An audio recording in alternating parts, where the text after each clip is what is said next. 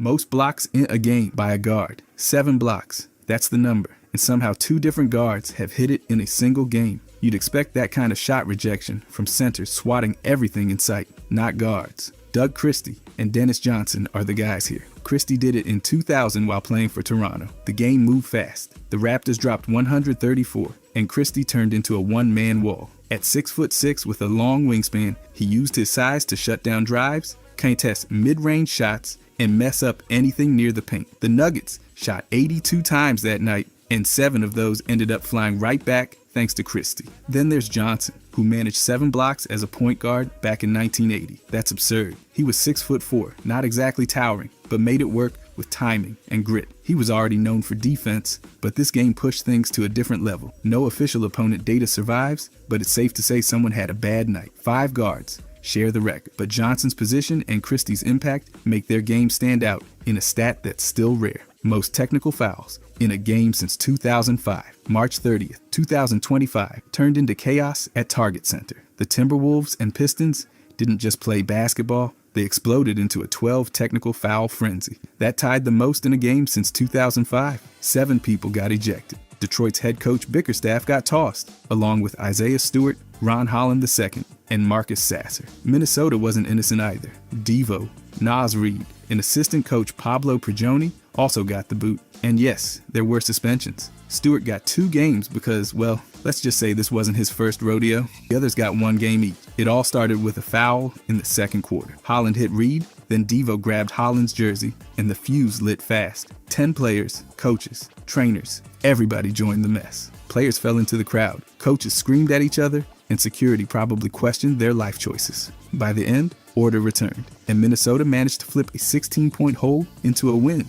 123-104. But the scoreboard barely mattered. The record tied, the suspensions followed, and the league sent a loud message about defense, control, and consequences. Players with less blocks than Muggsy Bogues. Muggsy Bogues was 5'3" and still somehow ended his career with 39 blocks. Let that sink in. JJ played 831 games and only got 36. Same for DJ Augustine, who needed 976 games to also hit 36. Jack Vaughn managed just 31 in 776 games. They were all taller, but none of them got past Muggsy. That's wild. Barea stood 5'10" and was known for his offense, not his defense. His block percentage barely hit 0.2, and his highest season total was 8. He never had a game with multiple blocks. Augustine was even taller at 5'11" with a 6'3" wingspan. Still 36 blocks total. Vaughn was 6'1" and had the lowest total of all 3. His best season,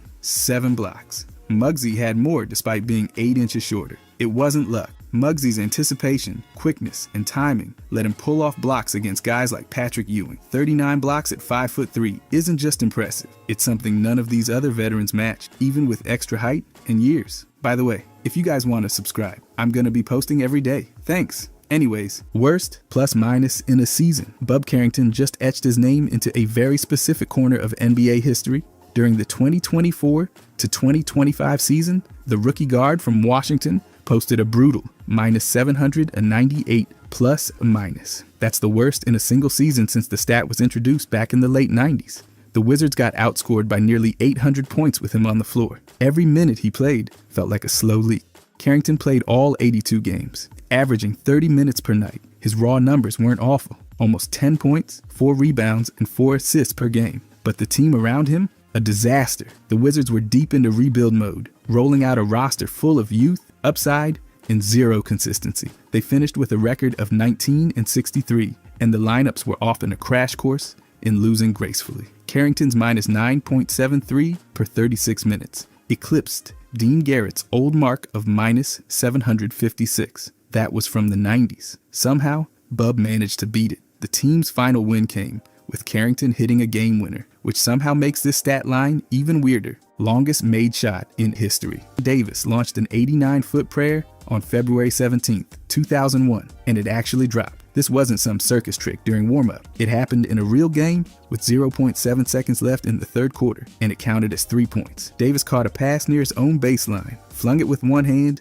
and watched it swish clean. No backboard, no rim drama. The Bradley Center crowd went silent, probably too stunned to react. At 6'3" with a 6'7" wingspan, Davis had the strength to pull it off, but even he was shocked. The launch angle was around 50 degrees. The arc peaked at 22 feet, and the ball flew for over 2 seconds. The make shattered the previous record of 84 feet by Norm Van Lier, and still stands alone decades later. Other guys have tried: LeBron, Vince Carter, Lou Williams, but none topped Davis' full-court miracle. The odds? Basically zero, but Davis made it real, and no one's touched it since. Quintuple single, 1 point, 1 rebound, 1 assist, 1 steal, 1 block. Only 14 players in NBA history have ever pulled this off in a single game. It's not flashy, it's just weirdly symmetrical. You've got one in every major stat column, and that's it. No double digits, no box, score stuffing, just a single drop of everything. The most recent came from Luka Garza, who did it in just 5 minutes on February 27, 2025. Somehow, in that tiny window, he checked every box. Rondé Hollis Jefferson matched it in 2021, and CJ Watson hit the mark in 2013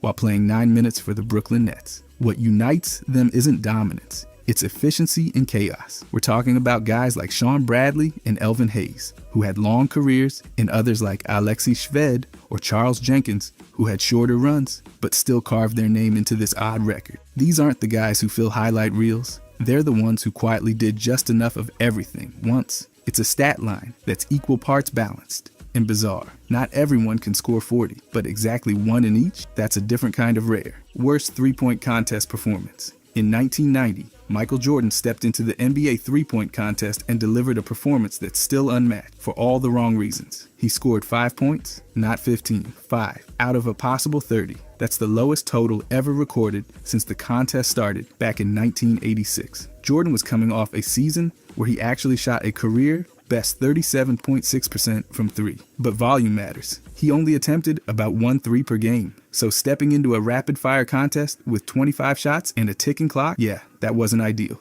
He hit 5 shots total, missed every money ball, and finished dead last out of 8 participants. Even John Stockton, a 20% shooter, that year outscored him. The format gave players 5 racks, 5 shots each, and that 5th ball in every rack was worth 2 points. Jordan made none of those. His 5 points came from regular one-pointers. The rest, Brick City. Everyone else in the contest scored at least 12. Craig Hodges, the eventual winner, scored 17 in round 1. Jordan, he gave us 5 and a reminder. Being the greatest ever doesn't mean you're built for a shootout. Most personal fouls in a season, Darryl Dawkins committed 386 fouls in the 1983-84 season. That's not a typo. That's the actual number. It's the highest single-season foul total in NBA history, and no one's come close in over 40 years. Playing for the New Jersey Nets, Dawkins averaged nearly 5 fouls per game, just 1 whistle away from fouling out on any given night. Despite spending that much time on the officials' radar, Dawkins still put up solid numbers. Nearly 17 points per game, 7 rebounds, and close to 2 blocks. He shot almost 60% from the field and played nearly 30 minutes per night. The man lived in the paint, both dunking with force and defending with, let's say, enthusiasm. He appears again at number 2 with 379 the year before. This wasn't a one-time thing. It was his brand. The league was rougher then, and Dawkins was right at home in it. He even shattered 2 backboards in one season. That's why the NBA had to install breakaway rims. The fouls, just part of the package with Chocolate Thunder. Most games with 5 turnovers and no point. Rajon Rondo is claimed to have pulled off this bizarre line 4 times. 5 or more turnovers and 0 points. That's not just rare, that's so rare, you need a search party to find another player who's done it even once. But based on Rondo's career, it tracks. Rondo played 957 regular season games and turned the ball over 2,586 times. That's 2.7 per game. And he had stretches, like in Sacramento, where he averaged almost 4. Scoring was never the priority. He finished with a career average of just under 10 points and had plenty of games with no buckets, especially later in his career. So 4 games with 5 turnovers and 0 points? Completely believable. He passed a ton, shot sparingly, and wasn't scared of a box score that looked like a buffet sampler. Compared to other point guards, Rondo had the lowest points per turnover average among players with over 800 games. That makes him a perfect candidate for this awkward stat line. Longest active playoff series win drought. The Charlotte Hornets have now gone 23 seasons without winning a single playoff series. That's the longest active streak in the NBA, and it stretches all the way back to the early 2000s. Their last series win came in the 2002 postseason when they beat the Orlando Magic 3-1. Since then, 4 first-round exits and a whole lot of disappointment. They've appeared in the playoffs just 10 times in 35 total seasons, 0 trips to the Eastern Conference Finals, 0 finals appearances. Their entire franchise has just 4 playoff series wins. That's not great math, but change is happening. Michael Jordan sold his majority stake in 2023, handing things over to Rick Schnall and Gabe Plock. They brought in Jeff Peterson as general manager and tapped Charles Lee to coach. He was an assistant with the Celtics. On the court, they've leaned into young talent like LaMelo Ball and Brandon Miller and shuffled the roster to reset the timeline. Still, 23 seasons is a lot. The Kings are second with 21. But right now, Charlotte owns the crown, and it's made of frustration. Most three-point attempts without a make in a playoff game. 3 players, John Starks, James Harden, and Anthony Edwards, share this infamous playoff record: 11 three-point attempts, 0 makes. That's a special kind of cold. Starks did it first, and in the worst possible moment. Game 7 of the 1994 NBA Finals. He went 2 for 18 from the field, and 0 for 11 from deep. The Knicks lost to Houston, and that shooting performance has haunted highlight reels ever since. Then came Harden. In 2018, the Rockets met the Warriors in the Western Conference Finals. Game 7, Harden went 0 for 11 from 3, part of Houston's stretch of 27 straight misses from beyond the arc. The Rockets lost by 9. Harden's struggles fed into the larger collapse, and the dynasty dream ended right there. Most recently, Edwards joined the club in April 2025. He launched 11 threes against the Lakers and missed every single one. Minnesota fell short in that one too, 98-105. 3 players, 11 misses, 0 conversions. A tough reminder that even stars can shoot their team right out of the playoffs, 1 brick at a time. Fewest team rebounds in a game. On January 31st, 2014, the Brooklyn Nets recorded just 17 rebounds in a loss to the Oklahoma City Thunder, setting the NBA record for the lowest single-game total in the shot clock era. The Nets grabbed only 3 offensive and 14 defensive rebounds. That's not a typo. That's a collapse. Oklahoma City shot a blistering 63.6%, meaning there just weren't many misses to rebound. Meanwhile, Brooklyn wasn't exactly crashing the glass either, pulling down only 3 of their 39 offensive rebound chances. This wasn't a team known for rebounding to begin with. They ranked near the bottom in both defensive and offensive rebound percentages that season. Brook Lopez was injured, Kevin Garnett was aging, and no one on the court managed more than 5 rebounds in that game. The Thunder, on the other hand, dominated the glass with 41 rebounds. Kevin Durant and Serge Ibaka bullied the paint. Brooklyn's total was 24 fewer than their opponent, and over 50% below league expectations based on the pace and missed shots. No team has beaten this record through 2025. It's one of those feats that's almost impressive, just in the worst way possible. Most career games with no steals or blocks. Joe Klein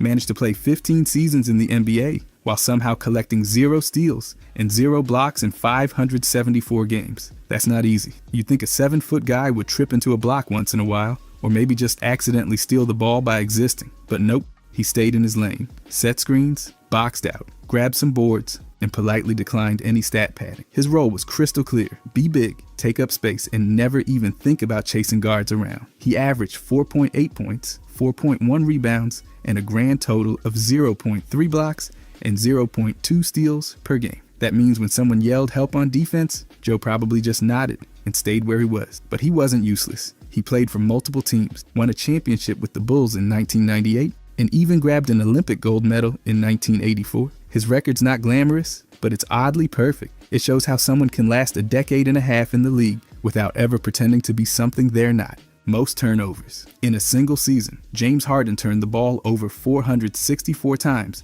in the 2016 to 2017 season. That's the most in NBA history. It wasn't even close. He played 81 games and averaged 5.7 turnovers every time he stepped on the court. That's basically like donating 5 possessions to the other team before tip-off. And the wild part, that whole top 5 list is just Harden and Russell Westbrook trading the ball like it's a hot potato. They own every single one of those top 5 turnover seasons. Harden's historic number came during his first full season as the Rockets' point guard. He led the league in assists, scored nearly 30 a game, and still had enough energy to cough the ball up more than anyone ever. But his usage rate was sky high. The guy had the ball all the time, making wild passes, running pick and rolls, launching threes, and getting double teamed into oblivion. So yeah, the turnovers piled up. Still, the Rockets won 55 games and finished 3rd in the West, Say what you want about the giveaways, he ran that offense from start to finish, and the numbers show it. Most three-point attempts without a mate. The Denver Nuggets bricked their way into history on December 16,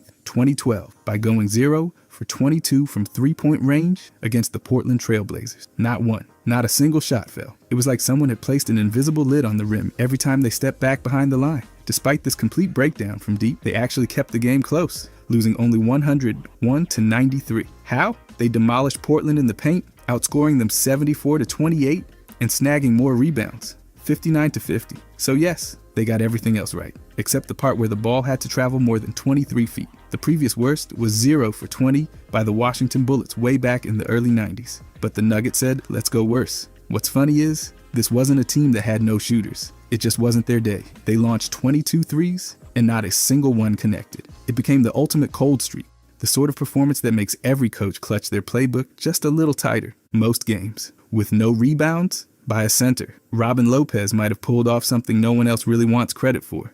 23 games where he played 10 or more minutes and grabbed exactly 0 rebounds. That's right, a 7-footer out there getting cardio while the ball bounced around. Lopez averaged just 4.7 rebounds over nearly 1,000 games. That's fine if you're a shooting guard. For a center, not exactly parade-worthy. But to be fair, Robin was a known box-out guy. He'd seal his man off like he was doing a chore and let teammates collect the numbers. Still 23 games without even one rebound? That's like skipping dessert at 23 birthday parties. His role shrank even more late in his career, making these empty rebounding nights easier to rack up. What really seals it is that his brother Brook also had multiple 0 rebound games in over 30 minutes. It must run in the family. If this stat holds, Robin Lopez owns a record no other big man's even trying to chase. Lowest scoring overtime period. On November 18, 2022, the Washington Wizards and Miami Heat combined for a total of 5 points in overtime. Yep, just 5. That's the fewest ever scored in an NBA overtime period. The Wizards squeaked out a 3-2 win in the extra frame, turning the game into something closer to a wrestling match than a basketball shootout. After Kyle Kuzma hit a free throw 2 minutes and 48 seconds left, the scoreboard might as well have been unplugged. Neither team scored again. Not a layup, not a jumper, not even a fluke bank shot. Just a lot of clanks, turnovers, and defensive chaos. Bradley Beal led the Wizards with 27 points. Kristaps Porzingis added 20 and 17 boards, and Kyle Lowry dropped a triple-double for Miami. But none of that mattered in overtime. The Heat were down to just 7 available players. Still, they managed to keep it close. That 5-point overtime broke the previous record of 6, and it did it in glorious, brick-filled fashion. Sometimes, history's not made with highlight dunks, it's made with missed shots and awkward silence. Most first-round playoff exits. The Portland Trail Blazers have made a habit of showing up to the playoffs just to leave early. They've racked up 22 first-round playoff exits. That's more than any other franchise in NBA history. Since joining the league in 1970, Portland's made the postseason 37 times, but they've only reached the finals 3 times and won the whole thing once,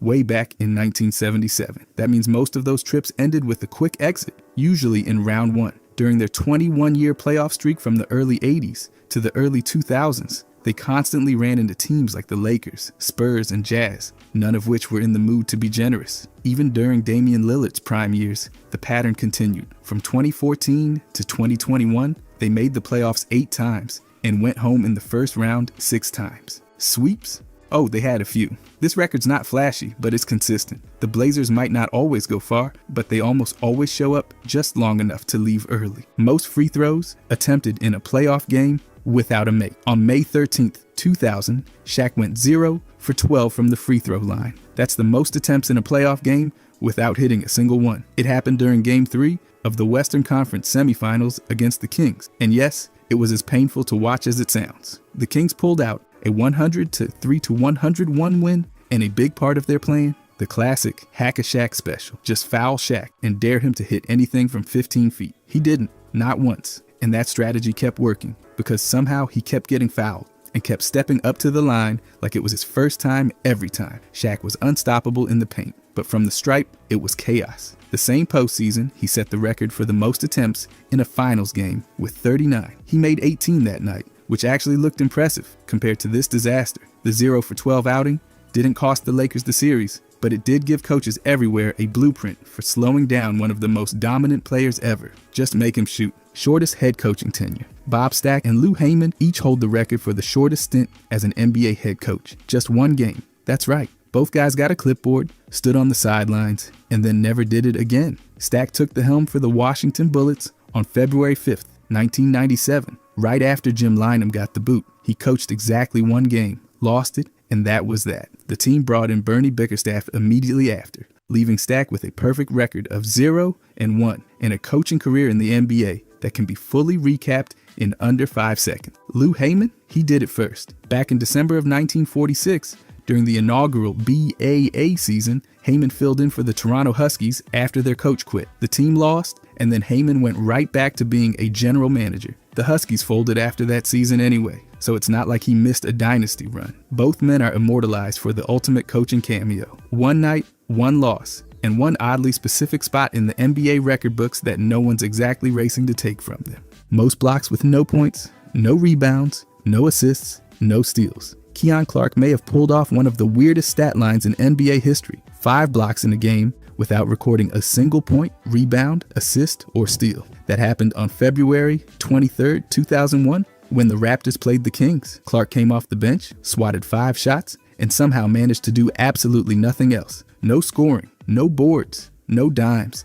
not even a sneaky steal. Just 5 cold-blooded rejections and pure statistical emptiness everywhere else. The Raptors won that game 119-118 in double overtime. Vince Carter dropped 39 points, and Antonio Davis and Charles Oakley cleaned up the glass, which may help explain why Clark didn't grab a single rebound. Clark was known for his shot blocking, and in that season alone, he averaged 2.4 per game. So the blocks make sense. The zeros, less so. It's like he showed up, did one very specific job, and then vanished. Clark holds a record no one's exactly fighting to take, pure defensive specialization with a stat line that reads like a ghost did it. Most points scored in under 10 minutes. On October 28, 1969, Don Ohl decided 5 minutes was plenty of time to light up the scoreboard. He dropped 19 points in that tiny window against the New York Knicks, making it one of the fastest scoring bursts in league history for someone who barely played. He hit 9 of 10 shots, nailed a three-pointer, and added a free throw. That's 90% shooting in 5 minutes, which feels like something out of a video game. He didn't even need a warm-up, just came in, caught fire, and vanished like a basketball phantom. Ohl wasn't some random bench guy either. He was a 5-time All-Star and averaged nearly 16 points a game during his career. But this moment, pure chaos. 19 points in the time it takes most players to find their rhythm. It's rare to see a player make that kind of impact in such a short burst. OL turned 5 minutes into a highlight reel and reminded everyone that sometimes it's not about how long you're on the court, it's about how fast you can ruin the other team's night. Double-doubles with 0 points. This might be the strangest stat line to ever hit the NBA box score.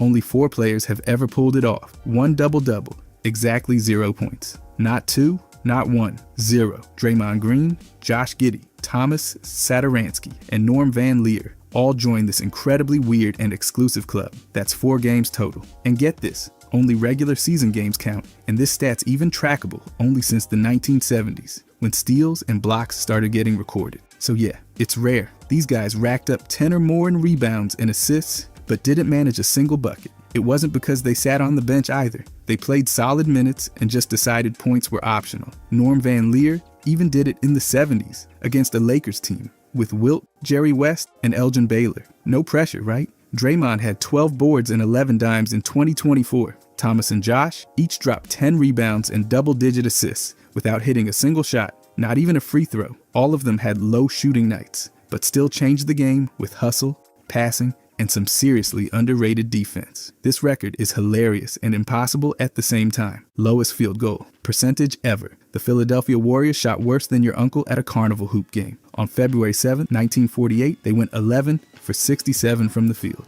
That's 16.4%. Not even 1 in 6 shots fell. They still managed 54 points. But the St. Louis Bombers didn't exactly break a sweat, winning 67-54. This wasn't some 2 a.m. YMCA pickup game either. It was an official league contest in what would later become the NBA. Back then, the league was called the Basketball Association of America. It eventually merged with the National Basketball League in 1949. So technically, this disaster still counts in modern NBA history. And what a gem it is. The Warriors weren't even a bad team that year. They went 27-21 and topped the Eastern Division. But on this night, the rim might as well have been a manhole cover. Even for an era where scoring was lower and shooting was clunky, this was a full-blown catastrophe. 77 years later, nobody has managed to shoot worse. A historic reminder that sometimes the hoop just says not today, most minutes. With 0 field goal attempts, Ben Wallace might have pulled off one of the strangest feats in NBA history, playing 48 minutes without taking a single shot.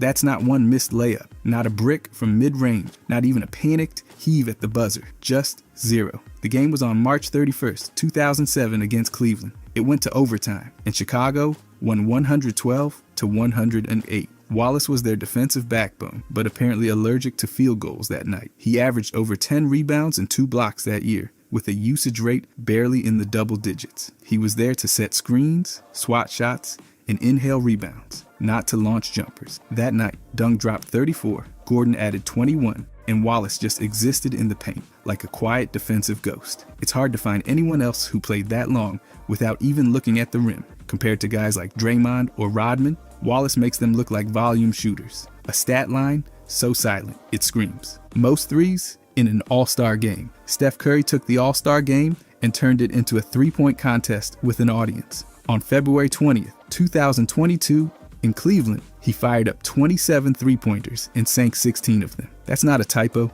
16. No one in All-Star history had done anything like it. He racked up 50 points and snagged the MVP trophy for the first time in his career. All that while casually bombing shots from half court like it was warm-up. Team LeBron edged out Team Durant 163-160, and Curry was the engine behind that win. His 16 threes set a record, as did his 27 attempts. The whole thing felt like a highlight reel unfolding in real time. Curry didn't just break records, he shattered them with that grin on his face and a shooting touch that made defenders shrug. The best part? It wasn't some fluke. It was just Curry doing Curry things, except louder, flashier, and in front of a crowd that couldn't believe what they were watching. Most games with 5 fouls. Hakeem might have had the footwork of a ballet dancer, but he fouled like he was guarding with bricks taped to his arms. He racked up exactly 5 fouls in 257 different games. That's not 5 total fouls in a week or a month. 5 fouls in a single game, 257 times. He finished with over 4,300 total fouls and somehow only fouled out 80 times. That means he spent a lot of time with 5 fouls and just danced on the edge without tipping over. His foul per game average was 3.5, but he led the league in fouls as a rookie. The guy blocked everything, swiped at everything, and defended like every possession was personal. He was not backing down from anyone, especially not in the paint. Add in nearly 12,000 rebounds and more than 3,800 blocks. And yeah, 5 foul nights were basically his thing. It's a weird stat, but it fits him perfectly. Most minutes without scoring, 48 minutes on the court and not a single point. That's the record, and it's shared by 3 players who somehow pulled it off while still being useful. Wilson Chandler, Dennis Rodman, and Horace Grant each spent an entire game doing everything except scoring. Chandler did it in 2018 with Denver, missing all 3 of his shots, but still grabbing 9 rebounds and throwing in a couple assists. Plus, he had a positive plus-minus, which is kind of hilarious when you realize he didn't score. Rodman's version, pure rebounding chaos. In 1993, he played 48 minutes for the Spurs, scored nothing, but snagged 25 rebounds like it was a game of Hungry Hungry Hippo. Then there's Horace Grant, who went scoreless for the Bulls against Detroit in 1992. He had 14 rebounds, 3 assists, and played like a guy who forgot shooting was a lap. None of them even attempted a free throw. No scoring, no problem. It's a record that proves you can play an entire game, make a difference, and still finish with a goose egg. Weird flex, but an impressive one. Most turnovers with less than 1 assist per game. Eddie Curry somehow managed to lose the ball almost 300 times in a single season while barely passing it. In 2006 to 2007, he coughed it up 295 times and averaged just 0.9 assists per game. That's the most turnovers ever by a player, with under 1 assist per game. It's like if someone handed him the ball and said, whatever you do, don't give it to a teammate. He was the Knicks' main scorer that year, putting up almost 20 points per game, but also made every possession feel like a high-risk experiment. He started 81 games, led the league in turnover, and didn't even lead his team in assists. He barely contributed to passing at all. His turnover percentage was 16.4, and he averaged over 4 fouls per game, just for fun. Offensively, it was either a post-up bucket, an offensive foul, or a ball bouncing off his foot. Compared to bigs like Shaq or Dwight Howard, Curry's combination of butterfingers and tunnel vision was unmatched. No one's ever turned it over more with less to show for it in passing. Fewest points. with over 1,000 games. Nazi Muhammad wasn't dropping 30 a night, but he sure kept showing up. Over 18 seasons, he played in 1,005 regular season games and scored just 5,827 total points. That's the lowest total ever for anyone who's crossed the 1,000 game mark. He averaged 5.8 points per game, which means he basically got you a layup and a half each night. That wasn't the point. Muhammad made his living doing the dirty work. He boxed out, set hard screens, protected the rim, and never needed the ball to matter. His field goal percentage sat at 48.6 because he only shot when he had to. He bounced around the league, suiting up for 8 different teams, and even won a ring with the Spurs in 2005. His career is the blueprint for guys who don't score much, but still stick around forever. Defense, rebounding, and being the big guy teams trusted to hold down the paint. That's how he earned his minutes. And hey, not many players can say they spent nearly 2 decades in the league. Muhammad absolutely can. LeBron James. His career arc doesn't follow the usual climb, peak, and decline. It's 4 different peaks that somehow never really dipped. Starting with the Cavaliers, his first run wasn't just a promising start. He was already putting up over 30 points per game in his 3rd season. He grabbed back-to-back MVPs and carried a franchise to 60-plus wins in back-to-back years before even turning 26. Then came the Heat years. That phase turned him from a freakish scorer into a machine. He locked down 2 MVPs, 2 championships, and finals MVPs while stuffing every box score like it owed him money. His numbers stayed wild, but the efficiency, off the charts. That's when the game slowed down for him. He stopped just running through defenders and started outthinking them too. Then came the return to Cleveland. That title run in 2016, legendary. He led everybody in every major stat over that 7-game final series. Not one player in league history's ever done that. Not only was he still dominating physically, he became one of the smartest playmakers on the floor, playing all 82 games in year 15 while leading the league in minutes. That's not normal. And now somehow, he's doing all this past 40, leading in all-time scoring, blowing past 50,000 total points, and still averaging near 27 points per game. He's played 23 seasons. That's never happened. Most players barely get 10 years in. LeBron's career isn't a single peak, it's a mountain range. Different heights, different shapes, but all of them at the top. Michael Jordan. His career arc wasn't just legendary, it was completely unpredictable. Drafted 3rd overall in 1984, he dominated right away. But after leading Chicago to 3 straight titles, he suddenly retired in October of 1993. His father had been murdered that July, and Jordan said he'd lost his drive to play. He walked away at his peak and picked up a bat instead. With the Birmingham Barons in Double-A, he hit just over 200 with 30 steals, 3 home runs, and more than 100 strikeouts in 436 at-bats. Then came the famous facts.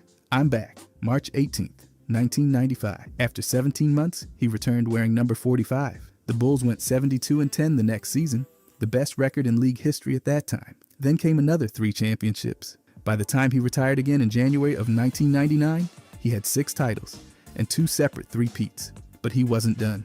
In September 2001, he came back again, not as a Bull, but as a Wizard.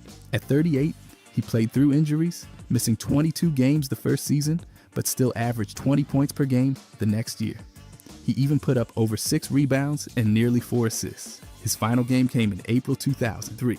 That wrapped up 15 total NBA seasons across 2 franchises and 3 separate runs. From scoring titles to baseball, front office duties to comeback games in a different jersey, Jordan's path was full of strange turns. He left at his best, came back better, left again, and somehow returned once more at nearly 40, and still made it count. No one else had a timeline like that. Ben Simmons. His career arc started with expectations sky high and twisted in ways few predicted.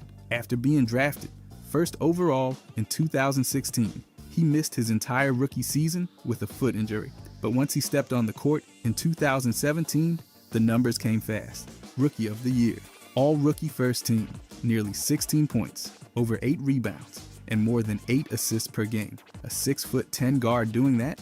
Wild. By year 2, Simmons became an all-star, and he kept that up for 3 straight seasons. He led the league in steals in 2019 and made 2 all-defensive first teams. He even snagged an All-NBA third team spot. During that stretch, he averaged mid-teens in points with strong rebounding and assist numbers, constantly impacting the game without needing to shoot threes.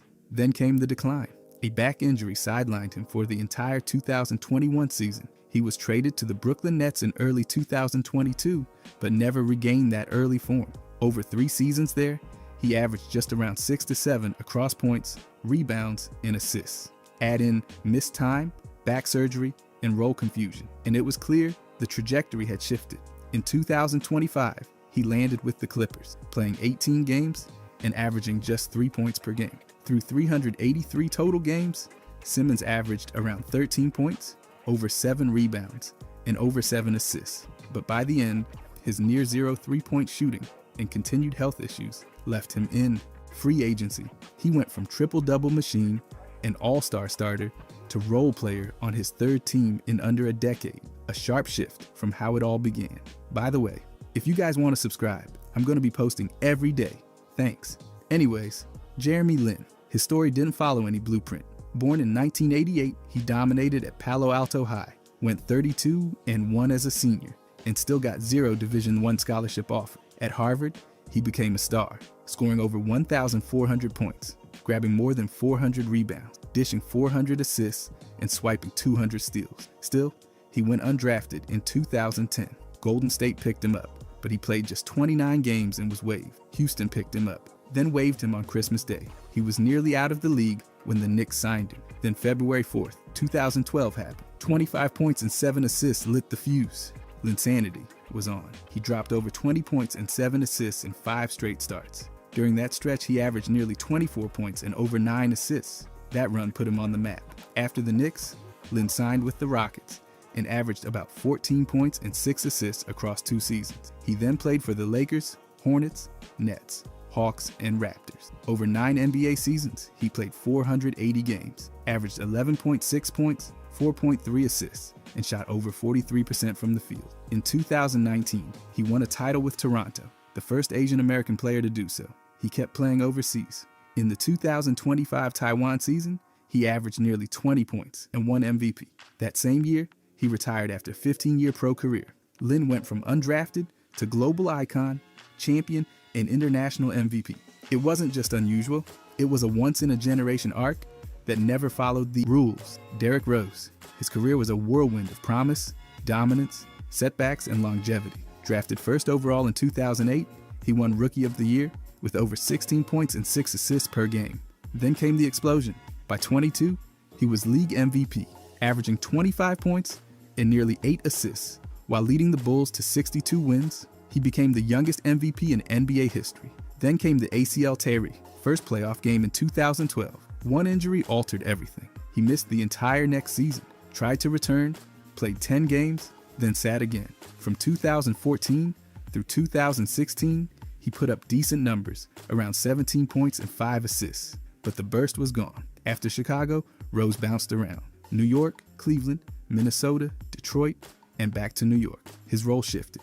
He became a sixth man, a veteran presence. In that stretch, he still averaged over 17 points and 5 assists per game. Not MVP numbers, but solid production over hundreds of games.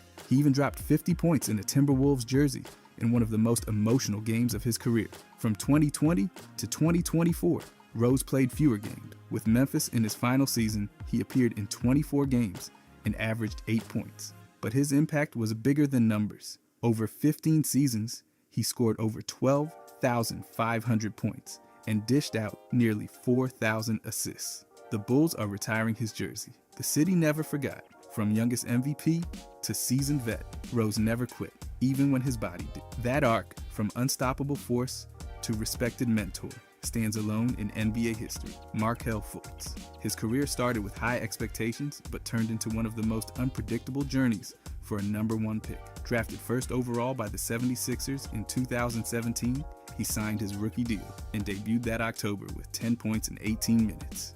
But within days, something was off. He couldn't shoot. In 4 games, he hit just 33% of his shots and didn't attempt a single three. The issue? Thoracic outlet syndrome, a rare nerve condition affecting his shoulder. At one point, he couldn't raise his shooting arm properly. He was shut down and saw multiple specialists, even had fluid drained from his shoulder. In February 2019, Philadelphia traded him to Orlando. In his debut with the Magic, he posted 12 points and 6 assists. He He played 72 games in his first full season there and averaged over 12 points and 5 assists. In his most efficient year, he shot over 51% from the field while averaging 14 points. Then came the ACL tear in January 2021. He missed over a year and returned in February 2022. More injuries followed: toe fractures, knee tendonitis, all interrupting his rhythm. In 2023, he dropped a career-high 28 points against the Clippers. But the next season, his numbers dropped again, under 8 points per game in 43 appearances. In February 2025, Sacramento signed him after losing De'Aaron Fox. Through all of it, nerve damage, ACL surgery, shifting roles, Fultz has stayed in the league, fighting to redefine his trajectory. Once seen as a franchise player, he's now a rotation piece still looking for consistency. His arc isn't typical, it's rare, disrupted, and still unfinished. Isaiah Thomas, drafted dead, last in 2011 at 60 overall. He wasn't supposed to make noise, and yet he ended up dropping nearly 10,000 career points across 12 NBA seasons. He started with Sacramento, cracked the lineup, and by year 3, he was averaging around 20 points per game. In March 2014, he even notched a triple-double, 24 points, 11 assists, and 10 rebounds. Not bad for a 5'9" guard everyone overlooked. Then came Boston. From 2015 to 2017, he became one of the league's best scorers. He put up over 28 points per game. In 2016-17, made 2 All-Star teams, and even finished 5th in MVP voting. During that Celtics stretch, he averaged nearly 25 points and 6 assists. He wasn't just good, he was carrying the team. King in the Fourth wasn't just a nickname, it was a pattern, but it didn't last. A hip injury in 2017 wrecked his momentum. He missed months, never fully healed, and couldn't keep up his previous level of play. What followed was a carousel of jerseys. Cleveland, Los Angeles, Denver, Washington, Charlotte, Dallas, and back to Los Angeles again. His scoring dipped, minutes got cut, and consistency disappeared. Still, he didn't quit. In 2025, he joined the Salt Lake City Stars in the G League and averaged over 32 points in 4 games. He played brief minutes for Phoenix again, chasing one last shot.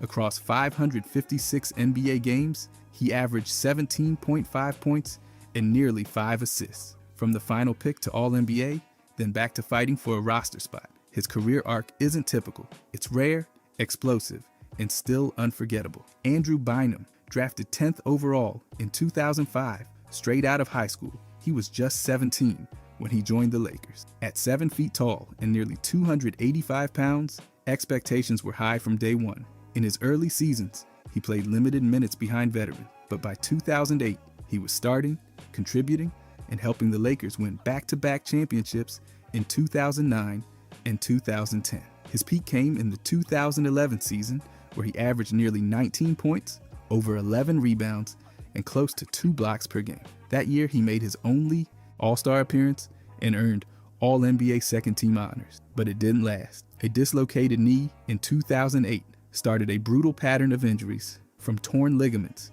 to recurring swelling. Bynum's knees never fully recovered. He missed chunks of multiple seasons with surgeries and rehabs that became routine. In 2012, he was traded to Philadelphia, but never played a single game due to a bone bruise sustained while bowling. The next year, he joined Cleveland, played just 24 games, then got suspended for conduct issues. Indiana signed him after that, but he only played 2 games before his knees flared up again. That was it. At just 26, his NBA career was over.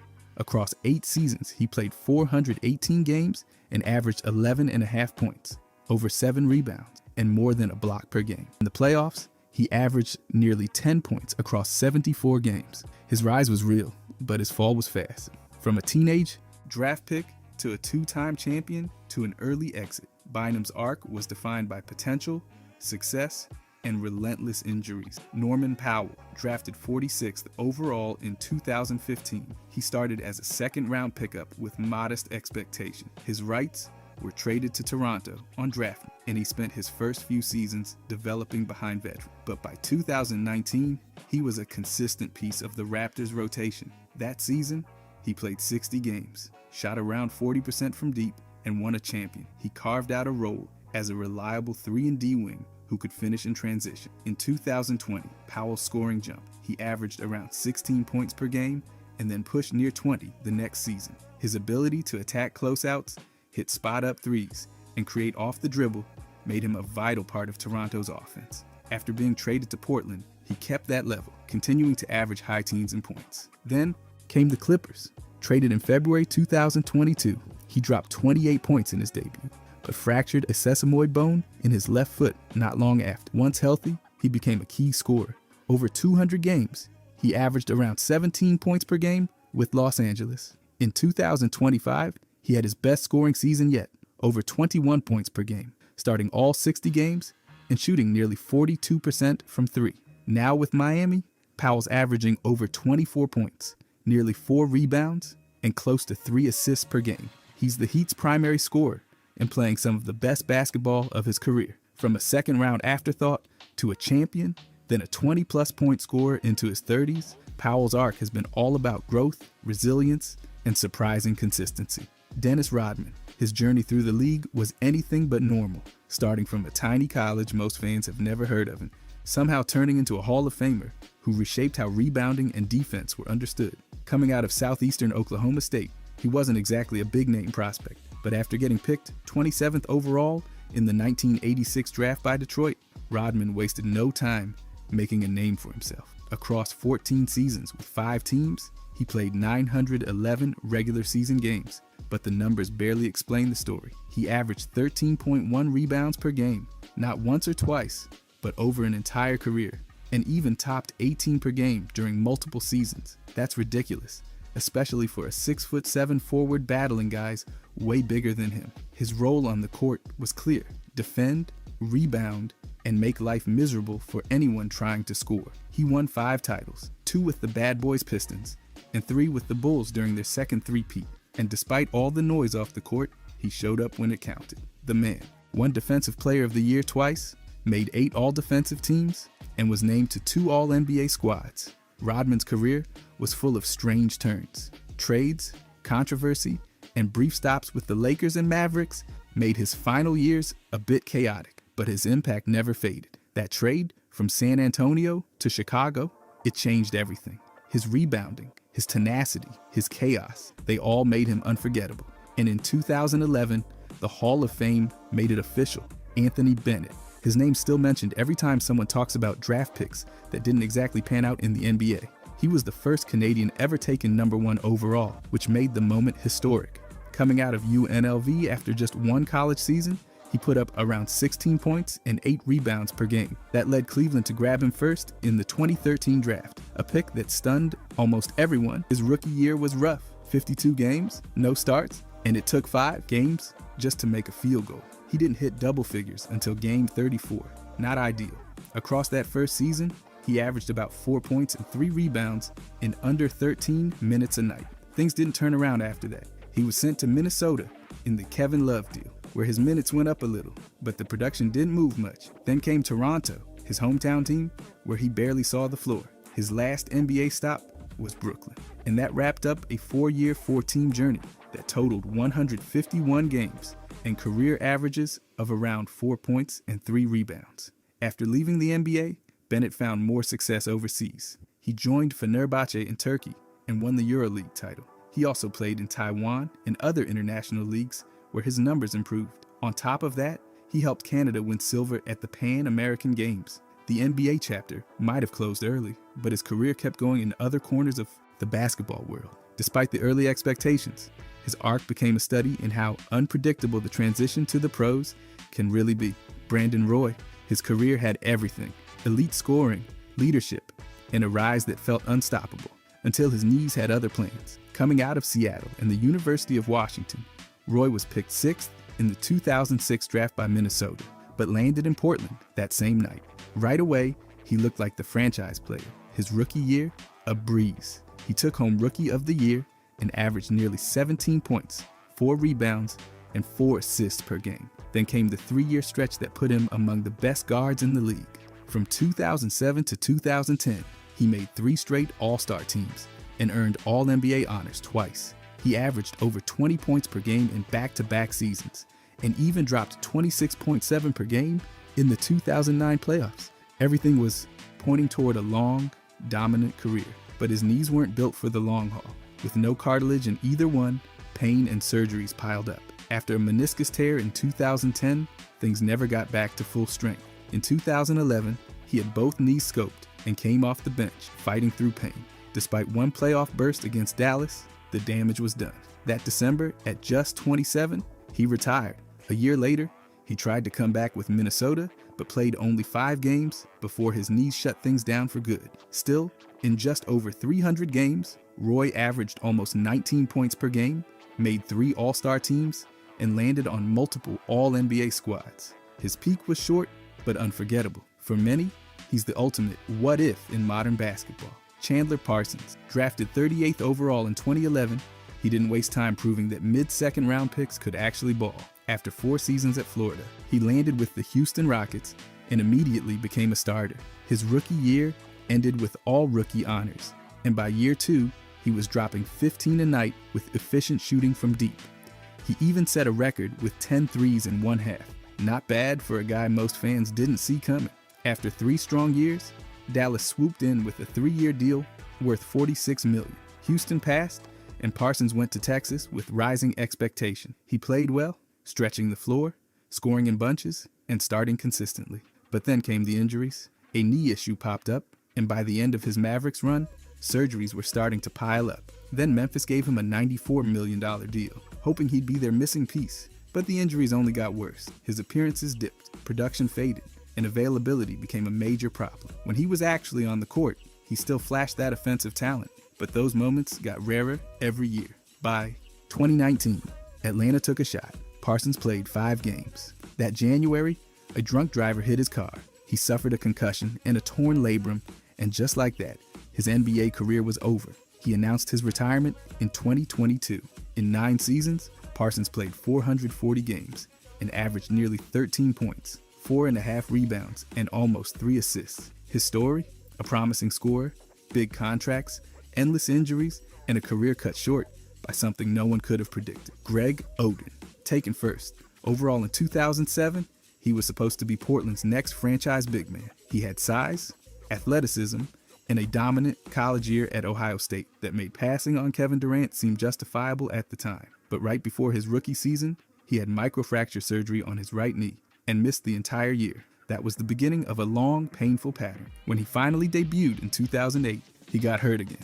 A foot sprain in the very first game. He had flashes like a 24-point, 15-rebound night and a game with 20 boards, but those moments were rare.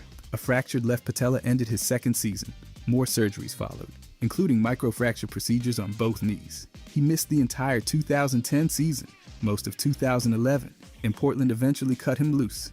In total, Oden played 79 games for the Blazers. His averages were around 8 points, 6 rebounds, and over 1 block per game on nearly 58% shooting. Solid numbers if stretched over a full season, but his body never gave him that chance. After sitting out 2 full years, he signed with Miami in 2013. He played 23 games, mostly in a limited role. That was his last NBA action. He tried overseas ball in China, but retired in 2016 at just 28. Oden's career was only 105 total games. For a number 1 pick with elite upside, that's almost unheard of. His knees simply never held up, turning one of the most hyped careers into one of the shortest. JaVale McGee, picked 18th in 2008, he came into the league as a 7-foot project with elite athleticism and one of the longest wingspans anyone had seen at the time. He started with Washington, making noise more for dunk contests than dominance. But over time, he carved out a reputation as a rim-running big who could block shots, throw down lobs, and finish plays others wouldn't even try. His early years with the Wizards and Nuggets were packed with flashes of promise. He even made headlines by dunking 3 balls at once in the NBA dunk contest. In Denver, he had stretches of real impact, especially as a paint presence. Then came the part of his career where he actually started winning. With the Warriors, McGee fit perfectly, catching lobs from elite passers, playing under control, and becoming a real contributor. That led to 2 titles in back-to-back seasons. Then he joined the Lakers and grabbed a 3rd ring in 2020. He played a starting role during that bubble run, anchoring the defense behind LeBron and Davis. After that, he bounced around. Cleveland, Phoenix, Dallas, Sacramento, always showing up as a steady vet who knew his job. Over 16 seasons and 9 teams, He played over 900 games and averaged around 8 points, 5 boards, and more than 1 block per game. Then came the international phase. In 2025, McGee won a title in Puerto Rico, then dropped 32 points and 13 rebounds in his NBL debut in Australia. 3 NBA rings, Olympic gold, and now international success. His career has been one of adaptability, durability, and unexpected longevity. Michael Carter Williams, drafted 11th overall in 2013, he came into the league like a rocket. His debut, 22 points, 12 assists, 9 steals, and 7 rebounds, nearly a quadruple-double. He went on to win Rookie of the Year, averaging over 16 points, 6 assists, and 6 rebounds per game. That season had fans thinking Philly had just found their next franchise guard. But the roller coaster started early. The 76ers traded him during his second season to Milwaukee. In a new system, his scoring dipped, and his shooting percentages fell. His style, long, slashing guard who couldn't shoot from deep, clashed with evolving league trends. By 2016, he was with the Bulls. Then came the Hornets, then the Rockets, and that was just the start. Between 2016 and 2021, he played for 6 different teams in 6 seasons. He did find a semi-steady spot with Orlando, coming off the bench as a defense-first guard, but injuries were constant. Ankle issues, foot problems, and inconsistent availability kept him from ever regaining early momentum. Across 9 NBA seasons, he played nearly 400 games and averaged around 10 points, 4 assists, and 4 rebounds. His shooting, just over 40% from the field and 25% from 3. Tough numbers for a point guard in today's league.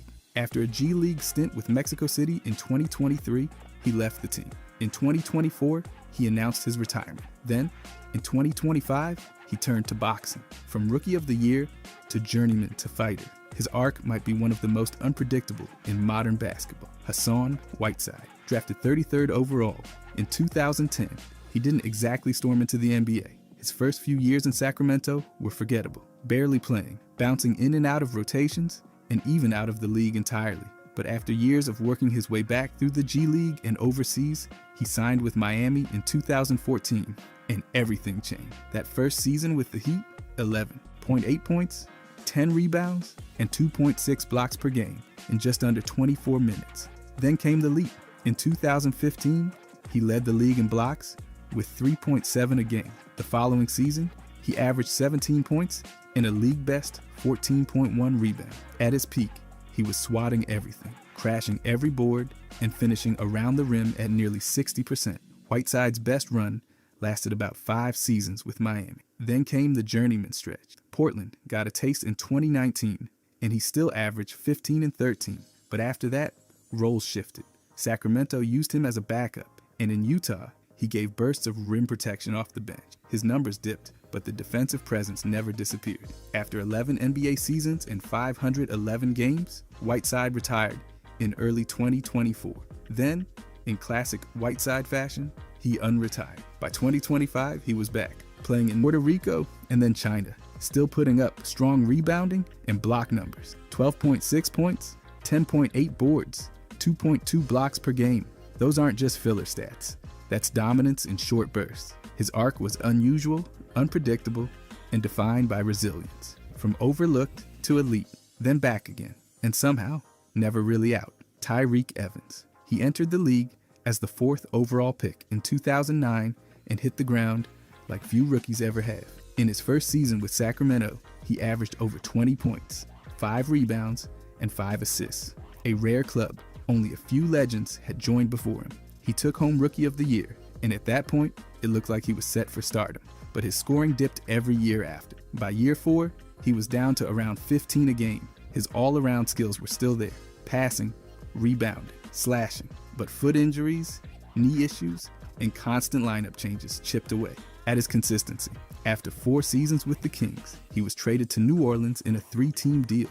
With the Pelicans, he had a few solid years. In 2015, he averaged over 16 points and nearly 7 assists, starting most games. But recurring knee problems derailed that momentum. He had surgery in back-to-back seasons, and by 2016, he was coming off the bench again. Then came Memphis in 2017, and suddenly, he was back. 19 points, 5 assists, and a real impact. Indiana grabbed him after that, but the injuries returned, his production dropped, and his efficiency hit career lows.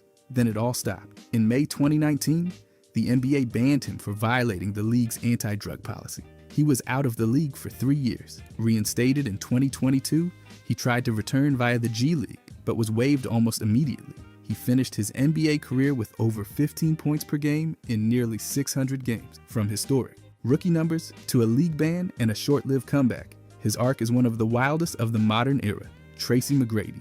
His career arc didn't follow the usual script. He went from raw high school talent to a 2-time scoring champ who dropped over 32 points per game in his best season. That kind of output's rare air, and he did it while also grabbing 7 boards and dishing out more than 5 assists a night in Orlando.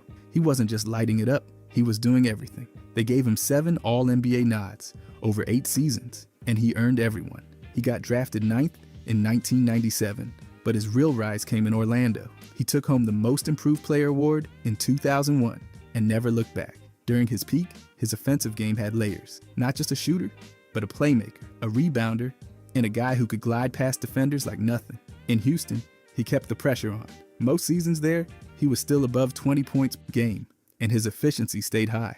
Pairing with Yao Ming gave that team serious offensive juice, but injuries started creeping in. By the end of his career, they'd taken a toll on his explosiveness and ability to carry a heavy load. He ended up bouncing around. Knicks, Pistons, Hawks, then Spurs. Even took a stint in China. No rings, no finals trips. Just a load of talent that never quite got the playoff payoff. Still, 50 playoff games and over 1,000 playoff points show he could perform when it counted.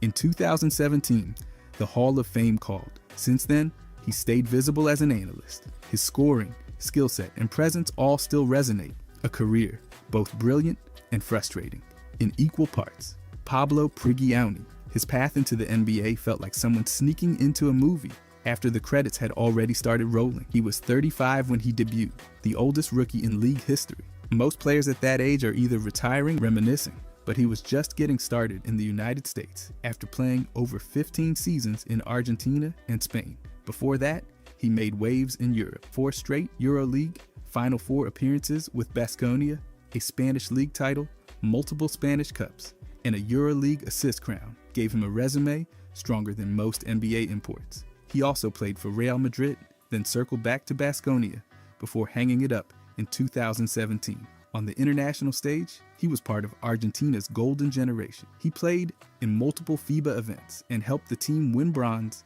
at the 2008 Olympics. As a point guard, he wasn't flashy, just precise, calm, and always in control.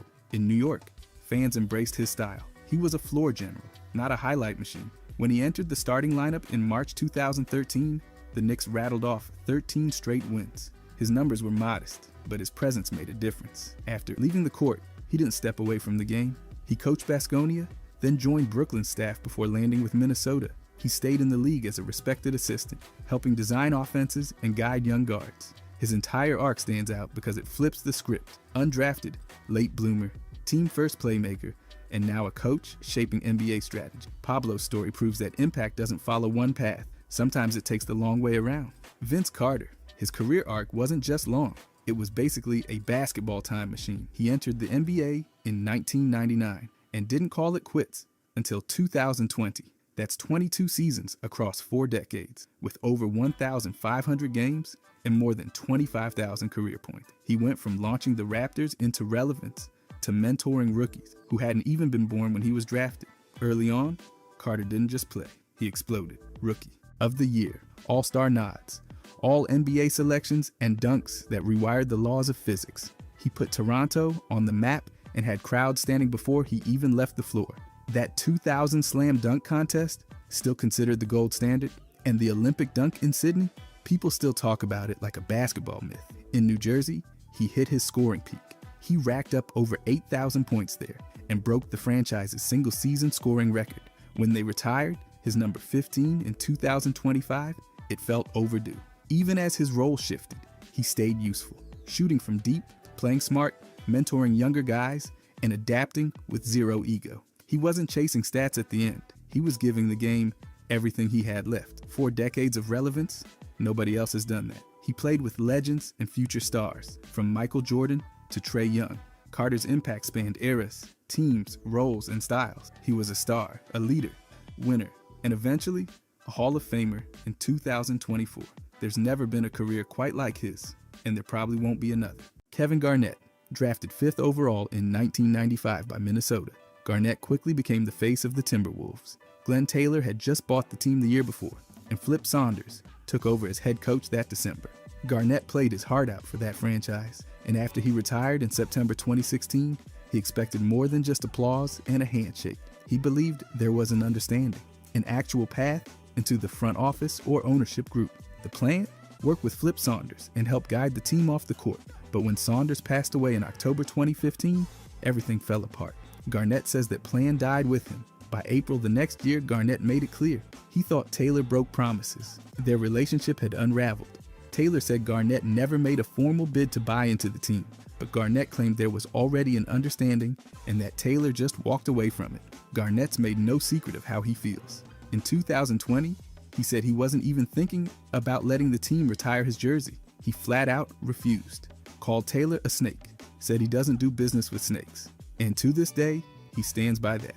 Even when Boston retired his number 5 in 2022, Minnesota stayed silent. Garnett's been public about wanting to own part of a team, any team, but his chance with Minnesota, he says it was sabotaged, and the rift with Taylor still hasn't healed. Harrison Barnes. On February 6, 2019, Barnes was traded by Dallas to Sacramento during an actual game. He was on the bench with about 6 minutes left against Charlotte when the news broke. He'd already scored 10 points in 25 minutes and never went back in. Cameras caught him sitting calmly, supporting his team, while the trade swirled behind the scenes. The move sent Barnes to the Kings in exchange for Justin Jackson and Zach Randolph. Official confirmation didn't drop until after the final buzzer, but the deal was close enough during the fourth quarter that Dallas kept him on the bench. His agent, Jeff Schwartz, reportedly knew a trade was possible before tip-off, so this wasn't totally out of the blue, but it was still wild timing. Barnes had signed a 4-year contract with Dallas back in July 2016, worth about $94 million. At the time of the trade, he was averaging nearly 18 points a game. The Mavericks got more than just players. They got cap flexibility. Since Randolph's contract was expiring, coach Rick Carlisle called Barnes a model pro. Dirk Nowitzki said Barnes was a better man than him. Mark Cuban tweeted thanks and praised him for being first class. That's a lot of compliments for someone who just got sent packing. Sacramento picked him up to make a playoff push. He had a player option for the next season, so they weren't gambling on a long-term deal. 2 days after the trade, Barnes suited up. Dallas, meanwhile, used the extra room to pivot toward the future. This wasn't just a trade. It became one of the most talked about mid-game deals the league had seen in years. Isaiah Thomas. In the 2016 to 2017 season, he averaged nearly 29 points per game for Boston and earned All-NBA second-team honors. But during a game on March 15th against Minnesota, he suffered what the team called a right knee bruise. Turns out, it was a right hip injury, a labral tear, something way more serious than first announced. Despite the pain, he played through it. Boston made the playoffs as the top seed in the East, and Thomas dropped 53 points in a game against Washington. But by Game 2 of the Eastern Conference Finals, his hip gave out. The Celtics shut him down for the rest of the postseason, revealing the original injury had been aggravated. Later, Thomas said the team didn't fully disclose the risks tied to the hip. No one outside the team knew how serious it was until after the playoffs. The damage impacted his career, and the next move made it worse. On August 22nd, Boston traded him to Cleveland in a blockbuster deal for Kyrie. Cleveland's doctors flagged his hip as a problem, and the Cavaliers pushed for more compensation. Boston added a second-round pick to complete the trade. Thomas never looked the same. He bounced between teams, struggled with mobility, and never returned to his all-star form. He believed he could still play at a high level, but the hip injury and how it was handled changed everything. The Celtics knew about the issue before the trade, and the Cavaliers' demand for extra value shows it mattered. From potential franchise leader to trade asset with declining value, Thomas's trajectory shifted in a way he never saw coming. By the way, if you guys want to subscribe, I'm going to be posting every day. Thanks.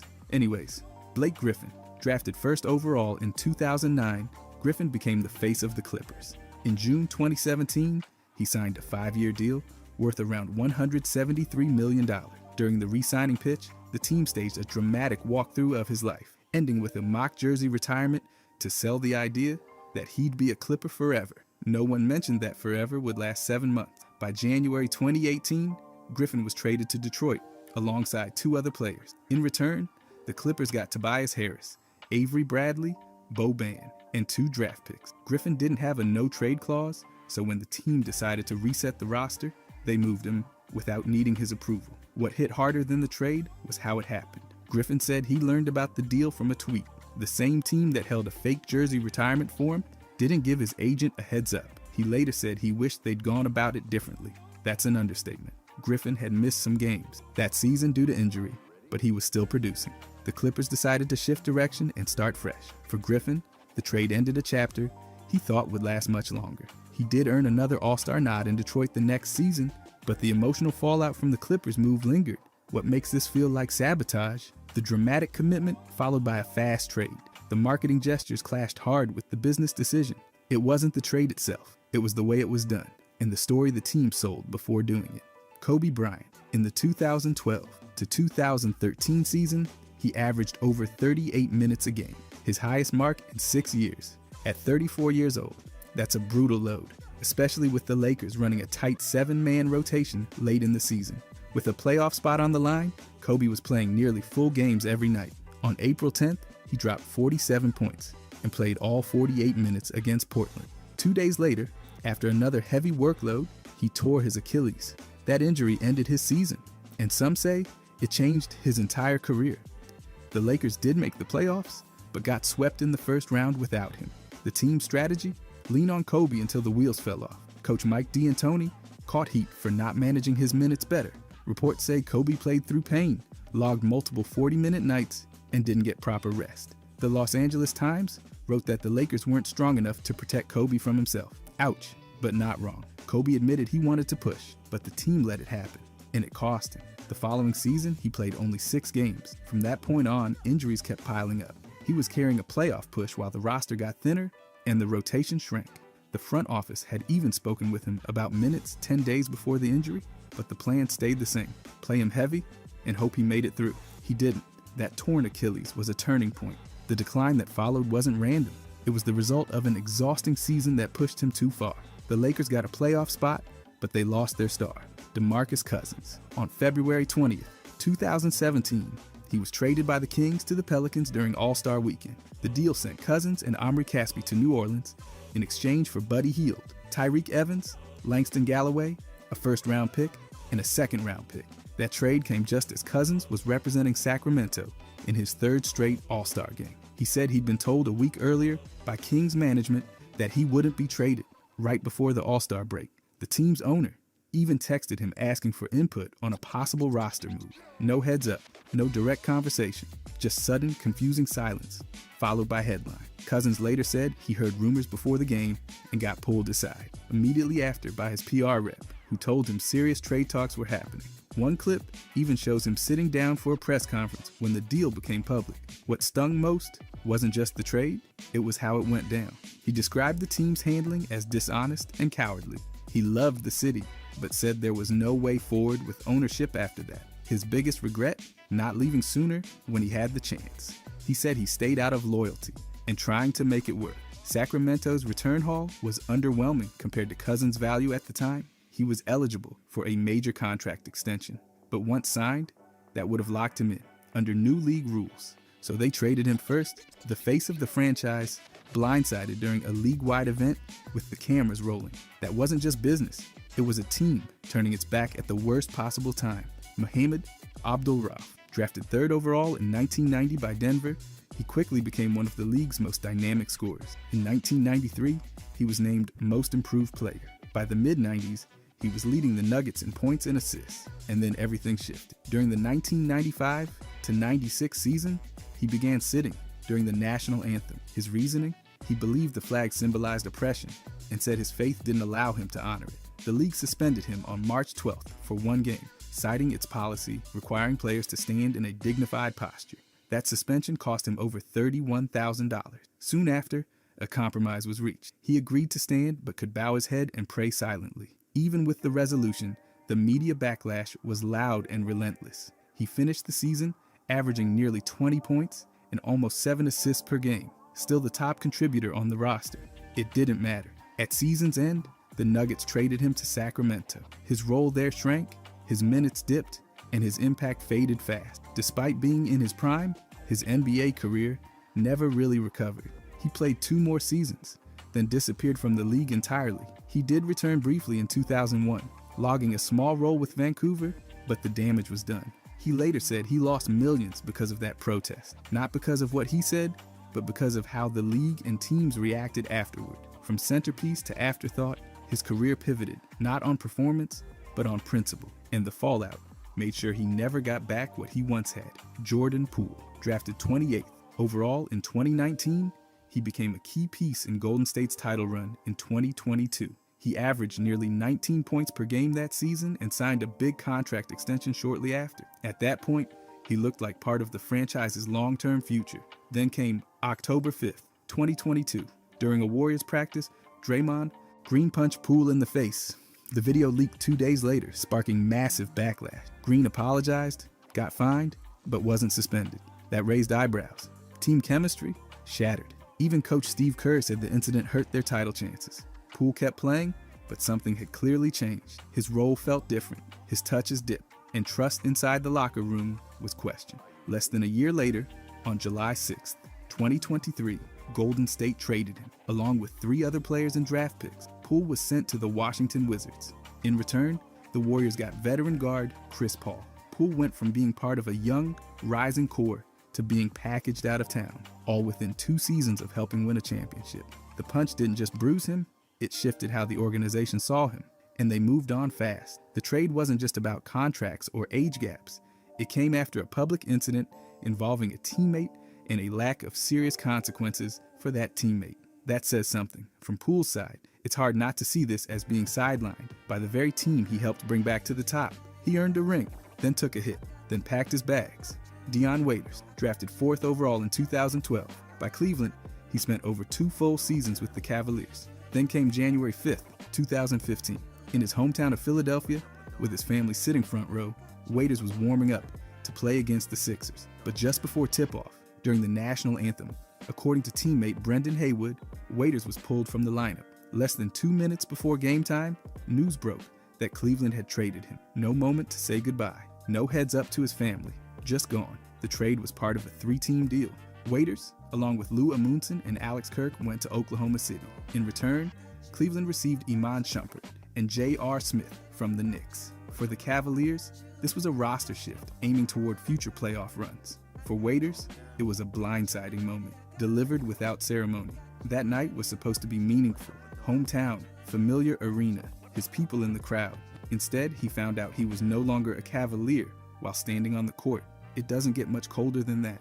Waiters had been seen as part of Cleveland's rebuild since 2012, but when priorities changed, the decision came fast, and it came mid-anthem. After the trade, his role with Oklahoma City was more limited, and his NBA path became less steady, including short stints with other teams. From Cleveland's angle, it was a business move. From Waiters' view, it looked like he'd been cast off with 0 notice in front of his own community. That trade didn't just move him, it told him exactly where he stood. Kwame Brown, drafted 1st overall in 2001 by the Washington Wizards. He became the first player ever taken number 1, straight out of high school. That pick was made by none other than Michael Jordan, who was running the Wizards front office at the time. Expectations? Through the roof. Support system?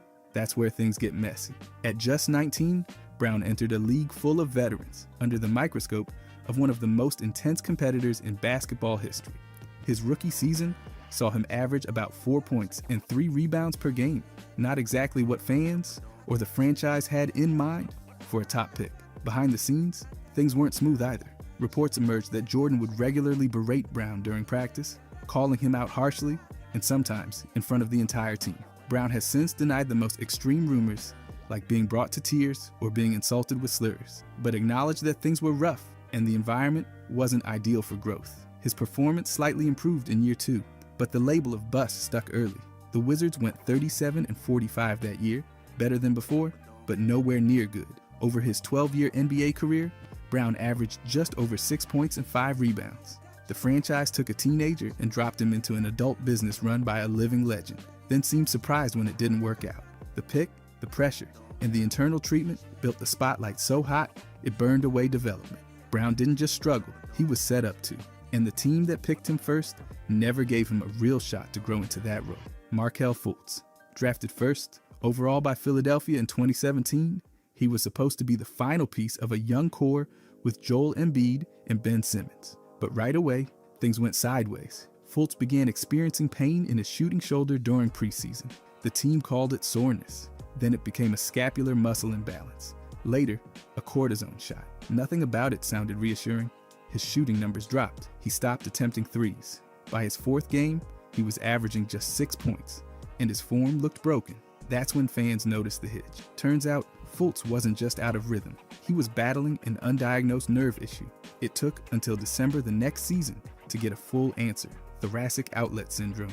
A nerve compression issue in his neck and shoulder was interfering with basic mechanics. He even said he'd lose feeling in his hand mid-jumper. He kept playing through it at first, not knowing what was wrong. His coach said he thought it was just a tweak in form. It wasn't. Fultz's shooting form didn't collapse on its own. It changed because he was in pain and couldn't feel the ball properly. He tried adjusting on the fly, and it backfired in front of the entire league. Publicly, it looked like he had the yips. Internally, the diagnosis took too long. That delay, combined with how little the team clarified things publicly, let the narrative spiral. By the time the truth came out, his image had already taken the hit. A number 1 pick turned into a cautionary tale, not because of talent, but because of how the injury and the player were handled.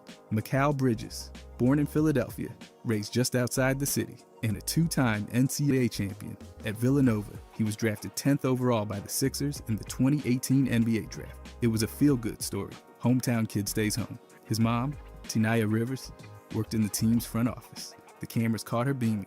The moment felt perfect, until it wasn't. Minutes after the pick, the Sixers traded Bridges to the Phoenix Suns. In return, they got Jair Smith and a future first-round pick. That was it. The trade happened so fast, even Bridges was still doing interviews about staying in Philly when the news broke. He later said he was pissed off, and you get why. His mom worked there. She walked him into the arena. Then her own team flipped him. The front office said it was about value. Smith, plus a future pick, was a better asset package. From a roster-building angle maybe, but the way it played out, no heads up, no moment to process. Just a swift reversal of what should have been a dream night. Bridges headed to Phoenix and built a strong career, but the trade from his hometown team, where his family had personal ties, never sat right. It wasn't about performance or locker room issue. It wasn't external. The move came from inside the house. He got drafted by a team that made a public celebration of it, then sent him away before he could put on the jersey. No injury, no scandal, just a decision made behind closed doors that cut short the moment before it ever got started. Julius Randle, taken 7th overall by the Lakers in 2014, he was expected to be a foundational piece of their rebuild. 14 minutes into his NBA debut, he broke his right leg. That was his entire rookie season, gone before it started. When he returned the next year, the team kept him on a strict minute cap, even during summer league. 5-minute stretches, 20-minute limits, development stalled. By the 2017-18 season, he'd improved. He was healthy, productive, and vocal about wanting to stay. But the Lakers never gave him that chance. They declined to extend his rookie deal. They kept cap space clear to chase free agents instead. Randle knew what that meant. He later said he felt like I had no choice but to separate, after realizing he wasn't part of their long-term vision. On June 3rd, 2018, reports confirmed what Randle already knew. The Lakers wanted stars. He wasn't one, at least not to them. Even though he'd battled back from injury, adjusted to reduced minutes, and built up his role, the front office had moved on. The organization never committed. They drafted him, managed his return cautiously, then walked away before seeing what he could become. There were no major off-court issues, no drama, just a lack of investment in their own pick. Randle went on to revive his career elsewhere, but in Los Angeles, his development arc was interrupted by injuries and squeezed by roster priorities. Drafted high, played hard, then pushed aside for something bigger. That's how his Lakers chapter closed, not with failure, but with a front office choosing not to wait. Tyreke Evans, drafted 4th overall in 2009 by Sacramento, he burst onto the scene, averaging over 20 points, 5 rebounds, and nearly 6 assists per game. That made him just the 4th rookie in league history to hit those marks, joining Oscar Robertson, Michael Jordan, and LeBron James. He won Rookie of the Year in 2010 and looked like the Kings' future. But after that first season, things got messy. Evans began as the team's lead ball handler, where he thrived. Then came the position changes. He was shifted to small forward, then over to shooting guard. Some reports said there wasn't a perfect role for him. Others said he was best with the ball in his hand. Either way, the constant changes never gave him a clear identity on the floor. The Kings didn't help matters. That era was full of coaching turnover and front office instability. Articles at the time pointed out that the franchise lacked consistency and struggled to support player development. Evans' numbers stayed solid, but the system around him didn't. He was never given the same defined role he had as a rookie. Instead of building on his rookie year, the team tinkered. They moved him around, adjusted his usage, and failed to lock in a clear plan. From cornerstone to question mark, his time in Sacramento didn't fall apart because of one moment. It was death by drift. No firm role, no long-term plan, and a franchise couldn't get out of its own way. That's how a Rookie of the Year became another case of what could have been. Kemba Walker, drafted 9th overall in 2011 by the Charlotte Bobcats, later renamed the Hornets, he quickly became the face of the franchise. In October 2014, he signed a 4-year, $48 million extension, a deal that turned out to be a major bargain for Charlotte, given his production. By 2017, 2018, and 2019, he was an all-star. In his 8th and final season with Charlotte, he made the All-NBA third team, making him eligible for a supermax contract worth up to $221 million over 5 years. But Charlotte didn't offer that. Reports say they came in nearly $60 million short, at just under $160 million. Walker had publicly said he'd be willing to take less to stay, but Charlotte's offer was far below even that. On July 6, 2019, he left via sign and trade to Boston, landing a 4-year deal worth about $141 million. It wasn't just the money, it was the message. During Walker's time in Charlotte, the team made the playoffs twice. That's it. 8 seasons, 2 playoff appearances, 0 second-round trips. The front office explored trading him during the 2017-18 season, and it became clear they were never fully building around him. Poor roster construction, bad contracts, and limited upgrades meant Walker was often carrying the load with little help. He became the franchise's all-time leading scorer and still wasn't prioritized when it mattered most. Charlotte had a star, but they let him walk for almost nothing. Not because he couldn't perform, but because they couldn't decide if he was worth building around. Walt Frazier, the Knicks floor general, 2-time champion, 7-time All-Star, and the face of a golden era in New York basketball. He was drafted 5th overall in 1967, led the Knicks through their 2 NBA titles, and played a full decade with the franchise. But in 1977, everything changed. That summer, the Knicks signed Jim Clemens as a free agent, and as compensation under the NBA's rules at the time, they traded Frazier to the Cleveland Cavaliers. Just like that, the most iconic Knick of his era was out. The team had just named his former teammate, Willis Reed, as head coach. A new era was beginning, one focused on youth. Clemens was 28, Frazier was 32. The trade came not at the end of a long goodbye, but suddenly. No farewell tour, no jersey retirement, just a swap. Frazier later said being traded to Cleveland felt like being sent to Siberia. He was blindsided. Under Reed's watch, the Knicks moved on from their greatest star without ceremony. 10 years of service, championships, leadership, all exchanged for a role player. As the team looked for a reset, it wasn't an injury, it wasn't a scandal. It was the organization making a choice. And Frazier, the franchise's anchor, was the one they let go. James Harden, drafted 3rd overall in 2009 by the Oklahoma City Thunder. For 3 seasons, he played behind Kevin Durant and Russell Westbrook, not as a starter, but as the 6th man. Even in the year he won 6th Man of the Year, averaging 16.8 points per game, shooting nearly 50% from the floor, Harden started just 2 games the entire season. That same year, the Thunder made the NBA Final. Harden was 22 years old. He had just proven he could produce on the league's biggest stage, but the Thunder didn't see him as a long-term cornerstone. They offered him a 4-year extension, around $52 million, short of the maximum he was eligible for. He didn't agree.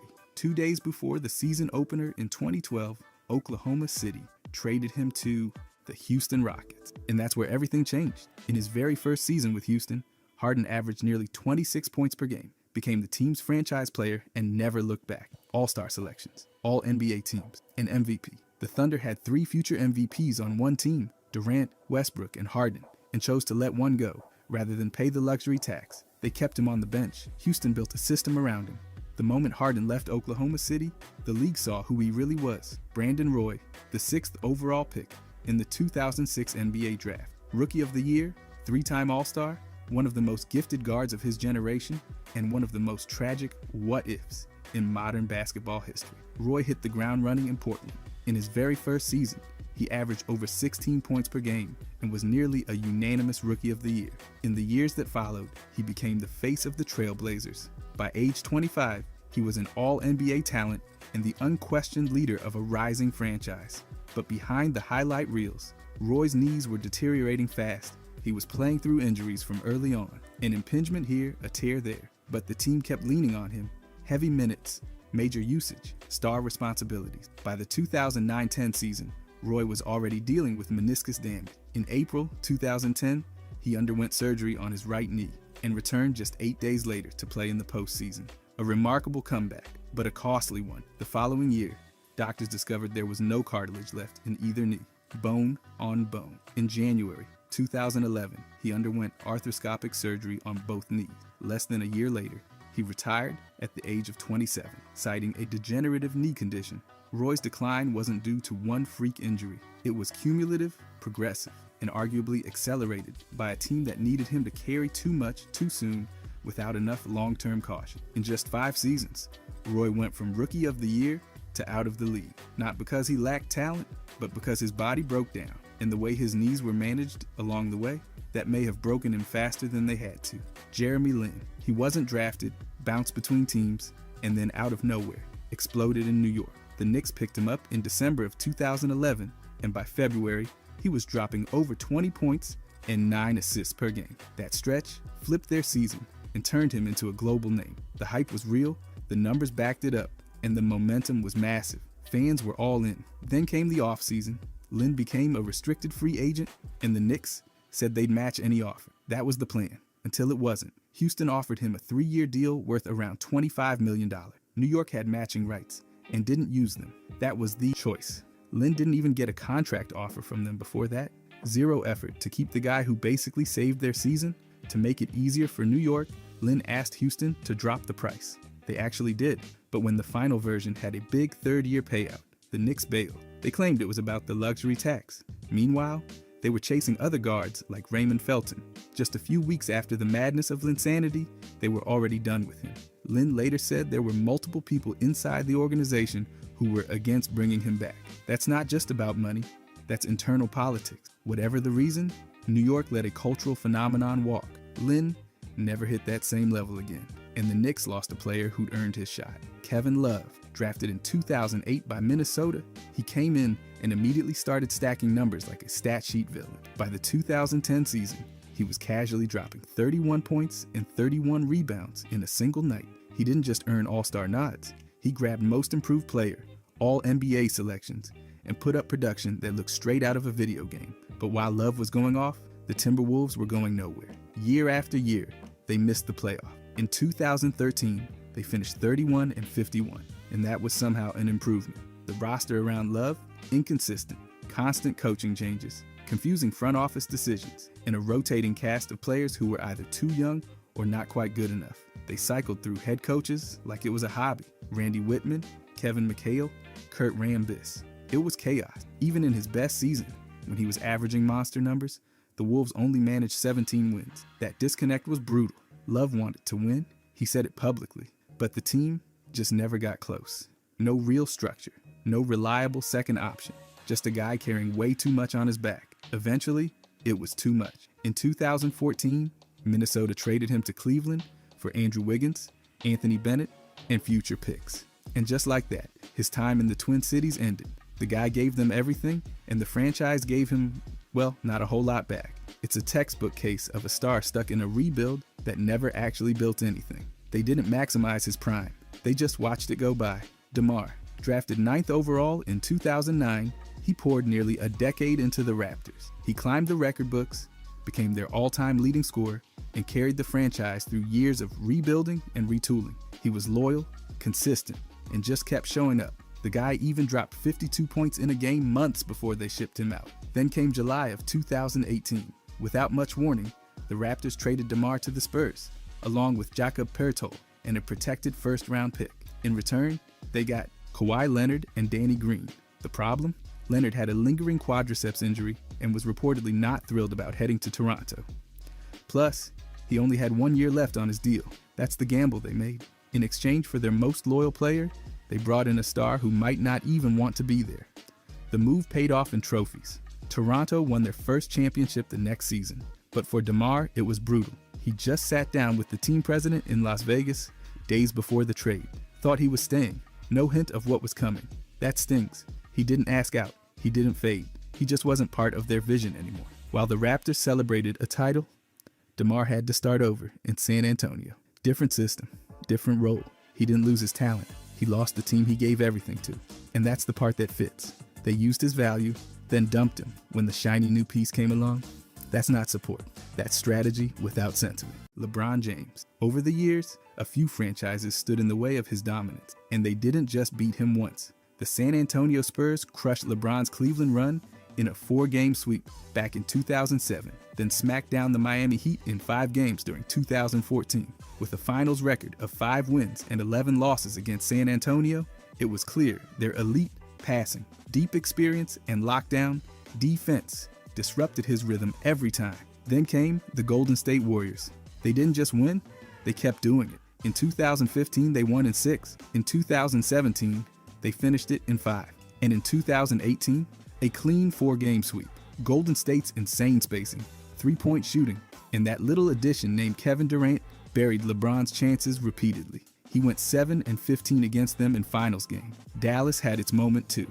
In 2011, Dirk and company outshot and outsmarted LeBron's Heat in 6 games, relying on killer pick-and-roll sets and punishing off-ball movement. Even in the regular season, Denver quietly became a problem, handing him more losses than wins. Then Minnesota sent him home early in 2025, ending the Lakers' playoff hopes in round 1. Consistent depth, floor spacing, and coaching schemes have repeatedly cracked the LeBron code. Michael Jordan, the Detroit Pistons, gave him real problems. From 1988 to 1990, they knocked his Bulls out of the playoffs 3 straight years. The Jordan rules were brutal. Double teams, hard fouls, and smart rotations forced him into tough shots and constant fatigue. Isaiah Thomas led a rugged group that used physicality and deep rosters to drag every series into a fight. Jordan eventually broke through in 1991, but not before going 10 and 12 in playoff games against them. The Boston Celtics got to him early too.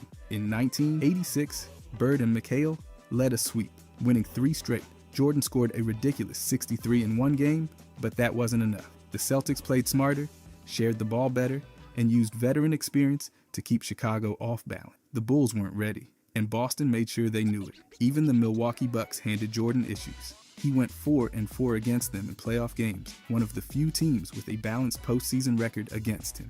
Not a powerhouse, but not an easy out either. Cleveland had moments too. He still won 14 out of 20. But those games were tight and physical. The Knicks pushed him hard with size and intensity. Utah, in 2 straight finals, forced 6 games each time. Jordan's greatness was real, but so were the teams that exposed gaps before he closed them. Steph Curry, one of the greatest shooters in NBA history, but even he hasn't dodged defeat. The Cleveland Cavaliers, led by LeBron James, were the first to deliver a major blow. In 2016, after being up 3 games to 1 in the finals, Golden State lost 3 straight and watched Cleveland snatch the championship.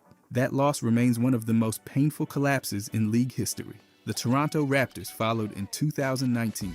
With Kevin Durant injured and Klay Thompson going down mid-series, the Warriors fell in 6 games. Toronto's physical defense, Kawhi Leonard's consistency, and their control of the pace proved too much. Curry averaged over 30 points, but the supporting cast couldn't keep up. The Los Angeles Lakers added to the list in 2021, knocking the Warriors out in the play-in game. Curry dropped 37, but the Lakers clamped down late and ended their postseason hopes. Then came 2023. The Lakers again stood in the way, this time eliminating Golden State in the second round. Curry struggled with double teams, and the Lakers' size created problems across the board. That series showed how much the Warriors rely on spacing and rhythm, and how quickly it can break under relentless pressure. Even all-time greats run into smarter game plans, mismatched rosters, and fatigue. For Curry, it's never about one bad night. It's about those rare times when great teams locked in, played disciplined defense, and didn't let him breathe. By the way, if you guys want to subscribe, I'm going to be posting every day. Thanks. Anyways, Kevin Durant, the Miami Heat were first to strike in a major way.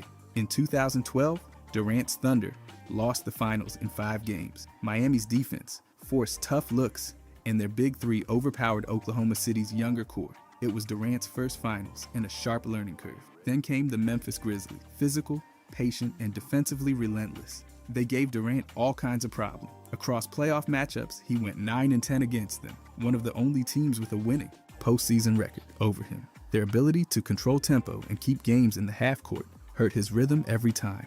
Golden State delivered the most crushing loss before he joined them. In 2016, Durant's Thunder led the Warriors 3-1 in the Western Conference Final and still lost 4 straight defeats. Capped by Golden State's pace, shooting, and defensive switches, ended Oklahoma City's run and changed the league forever. Fast forward to Brooklyn in 2021. Durant played brilliantly, but Milwaukee's defense and depth won the 7-game series. Then in 2019, as a Warrior, he fell to the Raptors in the finals, a rare finals loss for him. Durant's playoff elimination game record, 6 wins and 10 losses. In those do-or-die moments, he's been more often out than in. Whether it was Miami's aggression, Memphis grit, or Golden State's system, the trend's clear. Durant's faced elite defensive teams that knew how to wear him down. Kobe Bryant. The San Antonio Spurs were the team that beat him more than any other. Their disciplined schemes and veteran depth made Kobe work for every shot, with Tim Duncan anchoring the paint and guys like Ginobili and Parker applying constant pressure. The Lakers were repeatedly outmaneuvered in key series. It's the only long-term matchup where Kobe finished with more losses than wins. Then in 2011, Dallas delivered a shock. The Mavericks swept the Lakers in 4 straight games in the second round. Dirk Nowitzki was on fire, but it was their ball movement and spacing that really shut things down. Kobe couldn't get into rhythm, and the Lakers had no answer. Phoenix, huge problem in the mid-2000s. The Suns knocked out the Lakers in back-to-back first rounds in 2006 and 2007. Steve Nash ran the floor like a machine, and their quick tempo exposed LA's slower half-court tendencies. Kobe's scoring wasn't enough when his team couldn't match pace or rotation. The Pistons shut everything down in 2004. That finals loss wasn't even close. Detroit's defense, led by Ben Wallace and Tayshaun Prince, collapsed on Kobe and suffocated LA's offense. He had no breathing room. Then in 2008, Boston's defense overwhelmed him in the finals. Kevin Garnett, Paul Pierce, and company rotated perfectly, walled off drives, and made every possession a grind. Kobe eventually got revenge, but that first Celtics series showed exactly how elite defenses could lock him down. Larry Bird. The Detroit Pistons were the biggest challenge he faced in the East. By 1988, the rivalry peaked when Detroit knocked Boston out in the Eastern Conference Finals, winning 4-2. That loss was more than just a series. It marked a real shift in power. The Pistons' tough defense, led by Isaiah Thomas and Dennis Rodman, wore Boston down. It was physical, calculated, and effective. Bird's Celtics had a 12-12 playoff record against the Pistons, completely even. That tells the story right there. These weren't blowouts or flukes. They were battles, and Detroit found ways to exploit Boston's aging core and limit offensive flow. Earlier exits hurt too. In 1982, Boston lost in the playoffs without reaching the finals. Then in 1983, they won only 2 games before getting bounced, clearly falling short of expectations. Those years didn't get as much attention as the finals runs, but they mattered. They showed that roster issues, fatigue, or matchup problems could knock out even elite teams early. And while he never lost a playoff series to Michael Jordan, that doesn't erase the fact that Bird's Celtics racked up 65 playoff losses across 12 postseason runs. Not every year ended in glory. When Bird's teams lost, it was usually because they ran into smart physical defenses or failed to adjust. Detroit just did both, and even in years without a clear rival, Boston's depth and durability weren't always enough to close out. Magic Johnson. The first major blow came in 1983. His Lakers were swept in the finals by the Philadelphia 76ers, 4-0. That series wasn't close. Julius Erving, Moses Malone, and Philly's defense completely stalled Showtime. The Lakers couldn't run. Magic couldn't create freely. Every possession felt like it was sinking in quicksand. Then came the Boston Celtics. In 1984, the finals went to 7 games, but Boston closed the door. Larry Bird, Dennis Johnson, and Kevin McHale disrupted LA's pace and made the Lakers grind. It was one of Magic's most competitive losses, but a loss all the same. Houston wasn't as flashy, but they were a problem. In 1981, the Rockets took out Magic's Lakers in the first round. In 1986, they did it, again in the conference finals. Hakeem and Ralph Sampson created matchup nightmare, bigs who could score and protect the rim. Bad news for Showtime. Then came the Pistons. In 1989, Detroit swept the Lakers in the finals. The bad boys threw bodies at Magic and shut down the fast break with pure physicality. There was no room to run. In 1990, the Phoenix Suns knocked out the Lakers in the second round. Then, in 1991, Michael Jordan's Bulls ended Magic's finals career with a 5-game series win. Jordan took over late, and Chicago's defense closed every window. Magic lost 9 finals games to Boston, Philadelphia, and Chicago. He won 5 titles, but those defeats, they were earned. Nikola Jokic, despite all the brilliance, his playoff record has clear patterns of defeat. In 2020, the Lakers beat the Nuggets 4-1. LeBron and Anthony Davis pushed Denver off the floor with size, transition scoring, and tight defense. That series exposed the limits of Denver's defense and Jokic's support cast. Then in 2021, Phoenix swept them, 4 straight losses. The Suns blitzed Denver with spacing, quick ball movement, and Chris Paul pick and rolls. Denver couldn't match up on the perimeter or protect the paint. Golden State did the same thing in 2022, another series loss, 4-1. Their switching and shooting punished every slow rotation. Jokic put up big numbers, but the rest of the team crumbled. In 2019, Portland beat Denver in 7. That series showed how elite guard play and shot making could tilt a tight matchup. Denver had home court, but couldn't close. By 2024, Minnesota knocked them out in 7. Big, athletic, and organized, Minnesota limited Jokic's touches and forced others to beat them. Then in 2025, Oklahoma City repeated the formula. 4-3 series win for the Thunder. Jokic had 40-point games, but it didn't matter. He's lost 6 playoff series, mostly to teams with elite defense, deep rotations, or both. Even when Jokic dominates, those losses underline the fact that MVP play doesn't guarantee series wins, especially when facing long, switch-heavy rosters that make everything harder. Tim Duncan. For all the winning, there were cracks in the wall.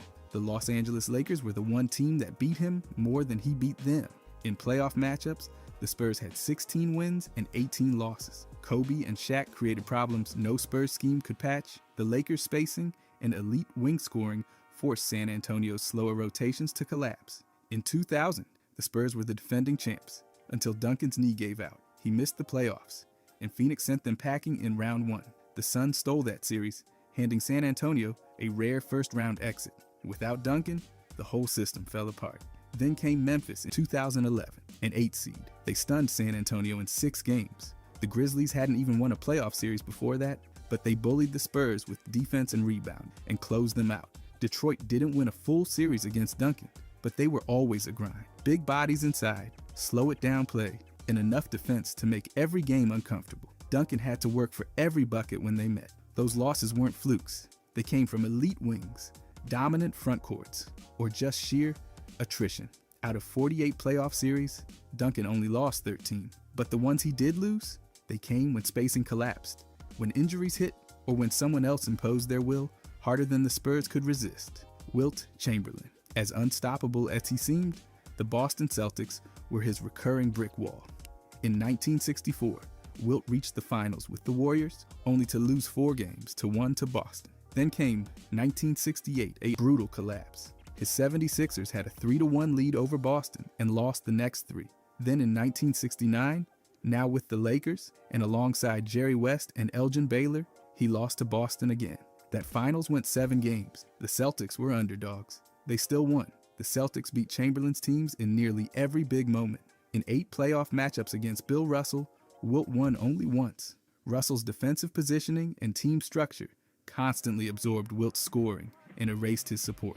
But it wasn't just Boston. In the early 60s, Wilt's Warriors were bounced early by teams like the St. Louis Hawks. These weren't title-contending losses, but they kept him from reaching the big stage. Even when he had super teams, like the Lakers in 1969, his team couldn't seal the deal. That loss, against an aging Celtics squad, still defines part of his legacy. In elimination games, Wilt's record was 12-11, slightly above even. For a player that dominant, those margins mattered. His playoff record, 88 wins, 72 losses, shows success. But the defeats, they came when the pressure was highest, often with titles on the line, and with Boston across the floor. Giannis, The Toronto Raptors were the first real wall. In 2017, they beat the Bucks in 6. Then in 2019, they knocked Milwaukee out again. This time, in the Eastern Conference Finals, after the Bucks took a 2-0 lead. Kawhi Leonard slowed down Giannis with tight one-on-one defense, while Toronto's help defenders packed the paint and forced outside shots. The Raptors closed the series in 6. Then came Boston. In 2018, the Celtics beat Milwaukee in 7. Their switchable defense and deep scoring options forced Giannis into tough angles and made the Bucks' offense predictable. It wasn't the last time Boston would give Milwaukee problems. Miami? That was a different level of disruption. In 2020, the Heat eliminated the top-seeded Bucks in 5. Then, in 2023, they did it again, this time as an 8 seed.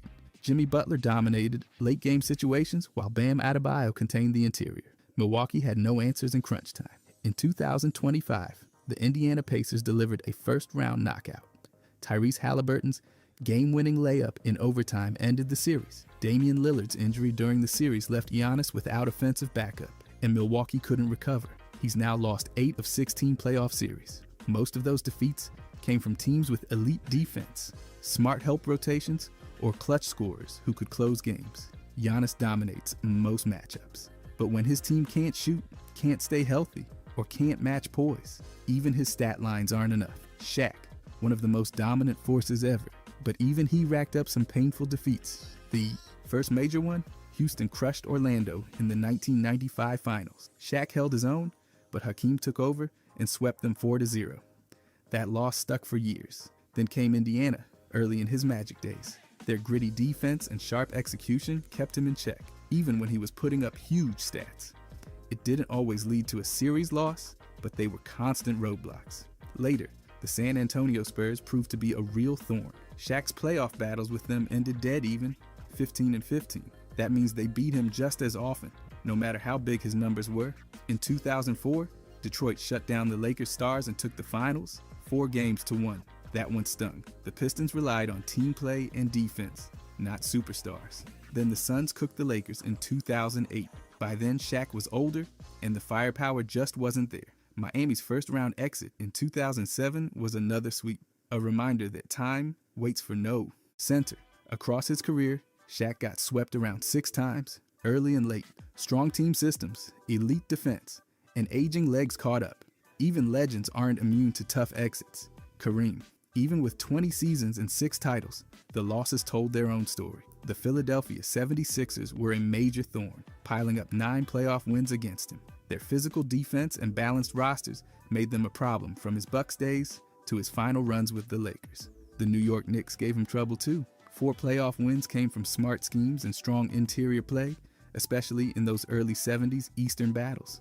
Then there were the Golden State Warriors, who notched 10 playoff wins. Even when Kareem's teams advanced, Golden State's tempo and spacing often disrupted his rhythm and forced tough possessions. Before joining them, the Lakers had already beaten Kareem's Bucks 6 times in the playoffs. They packed the paint and doubled him hard. And the Boston Celtics took down his Bucks in the 1974 finals. That series went 7 games, and Boston's depth and half-court execution made the difference. Then in the 80s, the Celtics and Sixers both beat Kareem-led Lakers squads in the finals. These teams succeeded with smart passing, front court depth, and constant pressure. The pattern stayed the same. Deep, balanced teams with size up front and playoff experience chipped away at Kareem's dominance. Some slowed him with double teams. Some ran the floor to exhaust him. Others just played smarter. No matter how legendary the numbers, those playoff defeats made sure Kareem's path to greatness was anything but easy. Bill Russell, the man won 11 titles, but there were still moments when even his Celtics came up short. The most glaring, 1958. The St. Louis Hawks beat Boston 4-2 in the finals. Bob Pettit lit them up, and that loss stands as the only time Russell lost in the championship round. That series was rare because almost every year, Boston walked away with the trophy. Then came 1967. The Celtics were knocked out before the finals by the Philadelphia 76ers, led by Wilt Chamberlain. That loss was a big deal. It was one of only 2 seasons where Russell didn't make the finals, and the only one during his prime, when a Chamberlain-led team actually got the better of Boston. Now, he still lost 25 total finals games. So even in years where the Celtics won the title, there were battles. Nobody swept through him, not once. That's what makes it even more impressive. Through 165 playoff games, his teams were never swept, ever. And sure, Wilt grabbed headlines with monster numbers, but there were playoff runs where his teams beat Russell. The difference was, Russell's squads usually had the defense, the chemistry, and the clutch execution. But in those rare moments, like against the Hawks or the '67 Sixers, even Bill Russell's Celtics got outmatched. Those defeats were few, but they showed his dominance wasn't untouchable. Dirk Nowitzki. For all the greatness, there were plenty of playoff defeats. The worst, 2007. Dallas had the best record, Dirk was MVP. And still, the 8th seed Warriors knocked them out in 6 games. That loss rewrote expectations. Then there were the Spurs. San Antonio eliminated Dirk's Mavericks more than once, starting back in 2001 and again in 2014. Tim Duncan and that disciplined defense gave Dirk fits, especially in the paint. Before his redemption, the 2006 finals ended in heartbreak. Miami took the title in 6, with D. Wade torching Dallas in crunch time. That series flipped momentum hard. It didn't stop there. Between 2003 and 2015, the Mavericks had a string of early exits. First rounds, second rounds, didn't matter. 1 year after the title, they got swept. Some years, they just ran out of steam. Others, they collapsed under pressure. Quick guards, perimeter-heavy teams, and tight defensive matchups hurt Dirk's squad time after time. Golden State used pace to shred Dallas's slow rotations. The Spurs beat them with balance and experience. Even after strong regular seasons, the Mavs couldn't always deliver. Dirk lost 76 playoff games and dropped 14 series. One championship defined his legacy, but those defeats shaped the story. His playoff resume was filled with peaks, but just as many valleys. Oscar Robertson. For all the numbers, the playoff defeats stacked up early and often. His Royals teams just couldn't break through, especially when running into Boston. The Celtics knocked Cincinnati out multiple times in the 60s, including a 7-game series in 1963. Even with Oscar posting near triple doubles, Boston's depth, defense, and experience sealed those outcomes. Later, with Milwaukee, he finally got a title in 1971. But 3 years later came his most painful loss, the 1974 final. That series against the Celtics went 7 games, and Boston took it. Kareem was dominant, but the Celtics' clutch play and tough schemes wore Milwaukee down.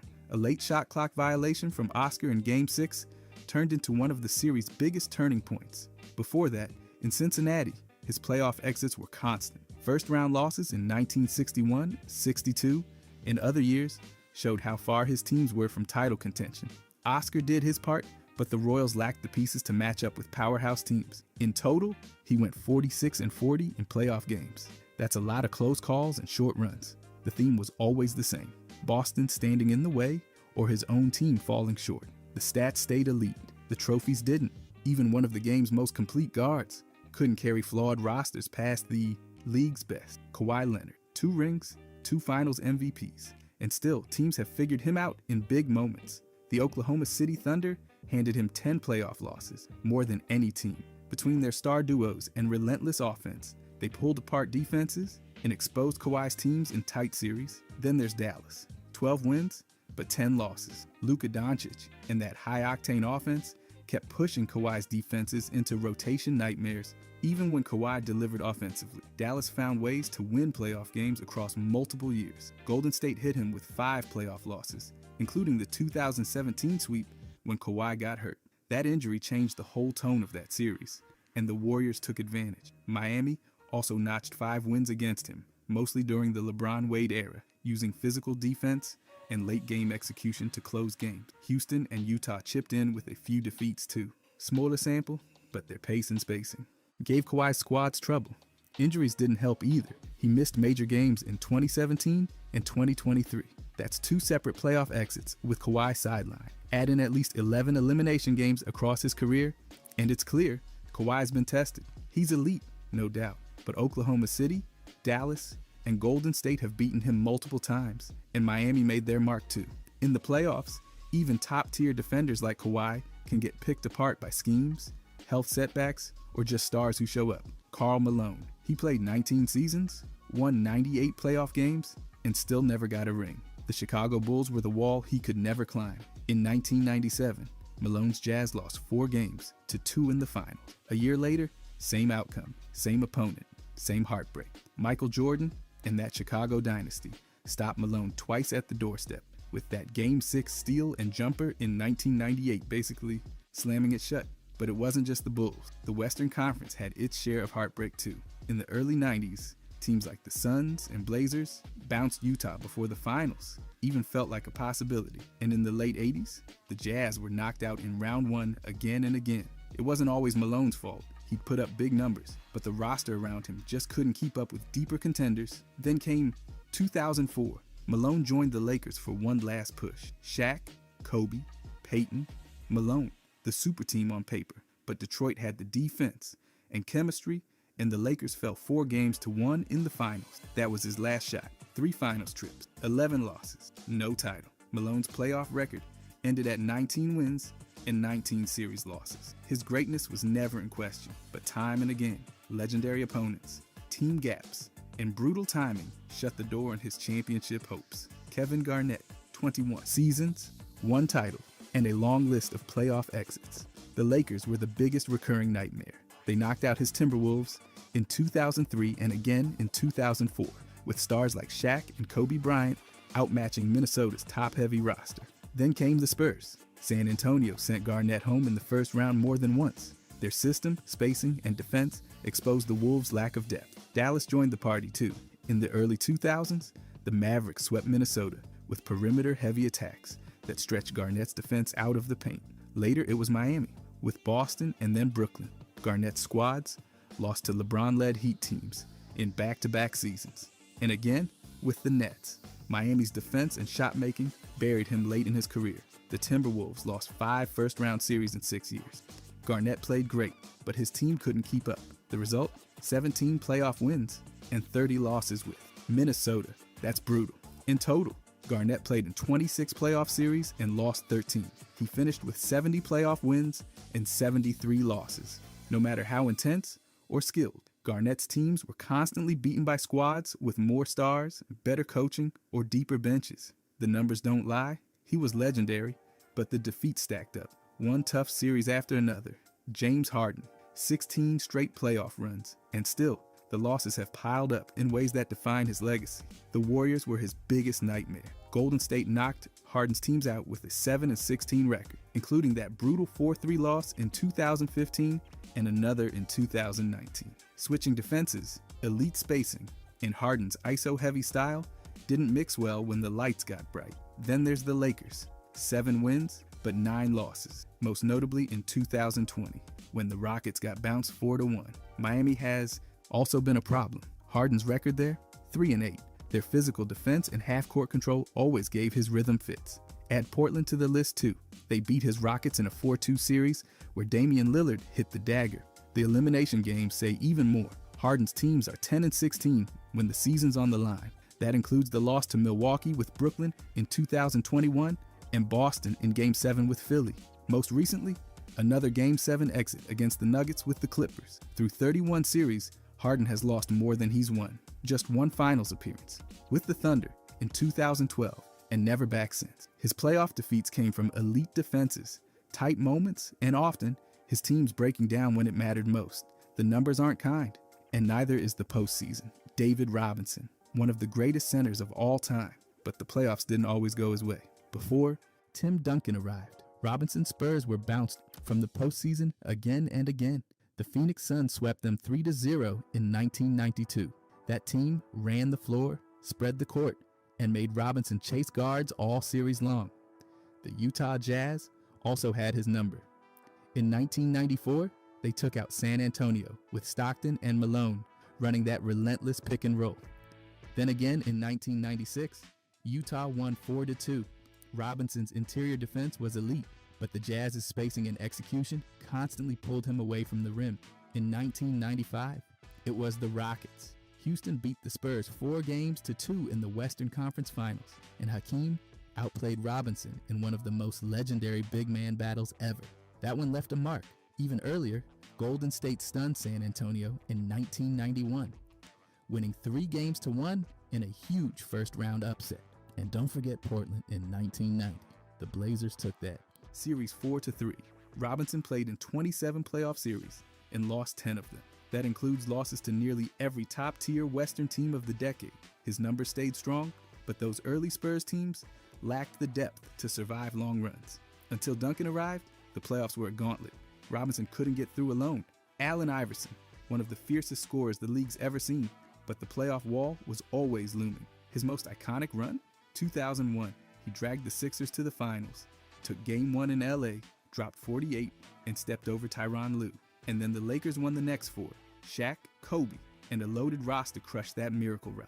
But that wasn't the first time. In 1999, Indiana swept Philly in the semifinal. Iverson's stats stayed up, but the Pacers' defense was too much. Then in 2002, Boston took out Philly in 5. Another year, another scoring title, and another early exit. Detroit didn't make it easier. In 2003, they beat Philly 4-2. 2 years later, same matchup, worse result, 4-1. That was peak Piston, swarming defense, unselfish ball, and no space for ISO-heavy attacks. After Philly, Iverson landed in Denver. In 2007, they lost 4-1 in round 1. In 2008, it got worse. The Lakers swept them. That was Iverson's final playoff series. He ended with 30 wins, 41 losses, 14 playoff series. Only 6 went his way. He always showed up, averaging nearly 30 in the postseason. But he faced deeper teams, sharper systems, and better balance. His legacy's carved in toughness and scoring, but the defeats came loud, clear, and often. Steve Nash. Despite being one of the most gifted passers to ever step on a court, Nash's playoff path was filled with brick walls, usually wearing black and silver. The San Antonio Spurs wrecked his teams over and over again, beating him 25 times while only losing 12. Every time Nash looked close to breaking through, the Spurs' defense and execution dragged his sons back down. Tim Duncan, Tony Parker, and Manu Ginobili did not care how flashy the Suns looked. They just won. Then came the Sacramento Kings, who held the edge in playoff wins against Nash's squads, grabbing 11 to his 6. Their fluid offense and tempo often dismantled Phoenix's rhythm, especially in those gritty early 2000s matchups. Seattle didn't show up often, but in Nash's younger years, they still found time to hand him 3 losses out of 4. Gary Payton and Shawn Kemp weren't playing around. Even the Mavericks, a team Nash actually played for, handed him several postseason exits. That 6-6 playoff record with Dallas includes some painful eliminations. And the Lakers, they took 8 games off him, often led by the nightmare duo of Kobe Bryant and Shaq. Across 23 playoff series, Nash's teams lost 12. His brilliance was clear, but those playoff exits piled up. Chris Paul, one of the smartest floor generals ever, but his postseason track record, brutal. Across 15 playoff runs, Paul's teams have lost more series than they've won. 12 wins, 15 losses. The San Antonio Spurs were the first to spoil the party. Back in 2008, Paul and the Hornets went up 2-0 before dropping the next 4 out of 5. A theme was born. Fast forward to 2013. The Clippers stormed to a 2-0 lead against Memphis, only to lose in 6. The pattern just wouldn't die. 2015 might be the worst of it. The Clippers were up 3-1 on Houston, 3-1. Then came a collapse so complete, people still bring it up when talking about blown leads. It didn't stop there. In 2016, Portland got them after another 2-0 Clippers lead. Even when Paul finally made the finals in 2021, the Bucks took 4 straight after Phoenix started strong. 1 year later, Dallas did the exact same thing. Phoenix up 2-0, then face-planted in Game 7. By then, Paul had set an NBA record, the first player to lose 5 different playoff series after going up 2-0. In elimination games, he's 6-12. That's twice as many exits as wins. 1 finals trip, no rings, and way too many "what happened" moments. LeBron fans, they've practically turned media filtering into an Olympic sport. Anything negative, gone. But bring up his school, his assists, or how he tells it like it is about the league. Suddenly, it's a media buffet. They don't just defend the decision, they rewrite the narrative like it was a heroic saga about growth and soul searching. When arguments pop up about the greatest of all time, they don't just join the debate, they storm it. And when LeBron misses the shot, the teammates, the refs, the media, somebody else is always guilty. They've heard the bandwagon jokes too, especially from the Heat and Lakers eras, and respond like you just insulted their grandma. Their meme game? Unmatched. Bronzexuals throw stats and jokes around like confetti. Advanced analytics. Assist numbers, plus minus rating. It's their secret weapon. They'll hype his charity work like they wrote the checks themselves. Akron's underdog to global icon storyline, core fan identity. And yes, even when those wild, he can't read memes go viral, they're either laughing or rolling their eyes so hard it counts as cardio. Call him arrogant, and they'll say it's just leadership. Curry fans, These folks treat every deep three like it's a fireworks finale. There's this wild sense of optimism baked into how they watch him play. Like any shot might be the one that makes the internet explode. And because he's not built like a giant, fans love pretending they could do what he does, right until they airball 5 in a row at the park. His reach goes beyond generations too. You've got little kids yelling his name while shooting socks into hampers, and grandparents proudly wearing his jersey like it's Sunday best. Curry's fans are ride or die, but not in an angry way. They'll shrug off a loss with a highlight reel and a "he's still got it." The man could do a blindfolded half-court attempt, and fans would praise the creativity, even if it missed the rafters. The online crowd, constant. Whether it's family videos, game day fits, or animated memes of his shimmy, they're always posting, sharing, and quoting like it's their job. They don't nitpick, they celebrate, and there's this unspoken understanding. If you critique him too hard, you just don't get it. They're not just fans, they're believers in joy, repetition, and perfect form. KD fans, the new Rocket fans. These fans carry spreadsheets in their hearts. They'll drop true shooting percentage, usage rate, and off-ball gravity before you even finish a sentence. When critics mention his team hopping, KD fans don't flinch. They call it smart, strategic, and exactly what any thinking person would do. They aren't following some fairy tale loyalty arc. They're riding with someone who treats his career like chess, not karaoke night. And if you think his social media presence is too sensitive, guess what? They like that too. They'll go toe-to-toe with haters online, quoting old interviews and MVP speeches like transcripts are sacred texts. When he claps back on Twitter, they treat it like gospel. Unlike other fan bases clinging to flash or charisma, KD's supporters lean into nuance and quiet brilliance. There's no need for forced smiles or loud slogans, just elite skill, a dash of emotion, and some very public clapback. They'll even defend the memes. The whole mercenary thing, they flipped. He's not chasing ring, he's collecting work experience. KD fans don't want a superhero. They want a layered, complex pro who lets his game speak and maybe throws in a subtweet just to keep it interesting. By the way, if you guys want to subscribe, I'm going to be posting every day. Thanks. Anyway, Jokic fans. These are the folks who analyze a behind-the-back pass like it's a fine wine tasting. They're quiet, thoughtful, and totally allergic to overhype. When Jokic drops a triple-double, they don't scream, they nod, then open a spreadsheet. His calm, even sleepy vibe, that's the energy they live by. No dramatic meltdowns, no chest-thumping speeches, just respect for the game and appreciation for someone who looks like he'd rather be racing horses in Serbia than doing press conferences. They love his weirdness, the awkward shuffle, the no-look flip passes, the occasional hands-on-hips defensive stance. They meme it all with love. And while other fan bases might scream about superstar drama, Jokic fans are too busy posting slow-motion replays of perfect outlet passes. They admire his brain more than his brand, his upbringing, his family values, his total lack of obsession with fame. That's the stuff they brag about. These fans don't jump ship when things get rough. They'll calmly blame the rest of the team, analyze the rotations, and go right back to praising his court vision. It's not just fandom, it's a personality type. Chill, observant, loyal, and always a little amused. Embiid fans. These fans operate on a strange mix of heartbreak and defiance. They've stuck with him through everything. Bad knees, tough losses, even the face masks. To them, he's not just a player. He's a symbol of sticking it out, limping or not. And the more the media pokes at him, the louder his fans get. Local radio takes, they swarm the comment sections like it's personal, which, for them, it kind of is. They don't shy away from his struggles either. They talk about the injuries, the grief, the criticism, and they don't sugarcoat it. But instead of backing off, they rally harder. His trolling, they treat it like performance art. Whether he's clapping back at Knicks fans or joking during interviews, his fans double down with memes and inside jokes. His ESTP personality, yeah, they think it's a badge of honor. Philly pride runs deep with this group. They see Embiid as one of them, a guy who chose the city, even when the city didn't always choose him back. They'll dissect a torn meniscus and defend a press conference in the same breath. It's loyalty with edge, heart, and plenty of social media heat. Giannis fan. These fans act like they just got adopted by the kindest MVP in history. They'll gush about his journey from selling trinkets in Athens to winning championships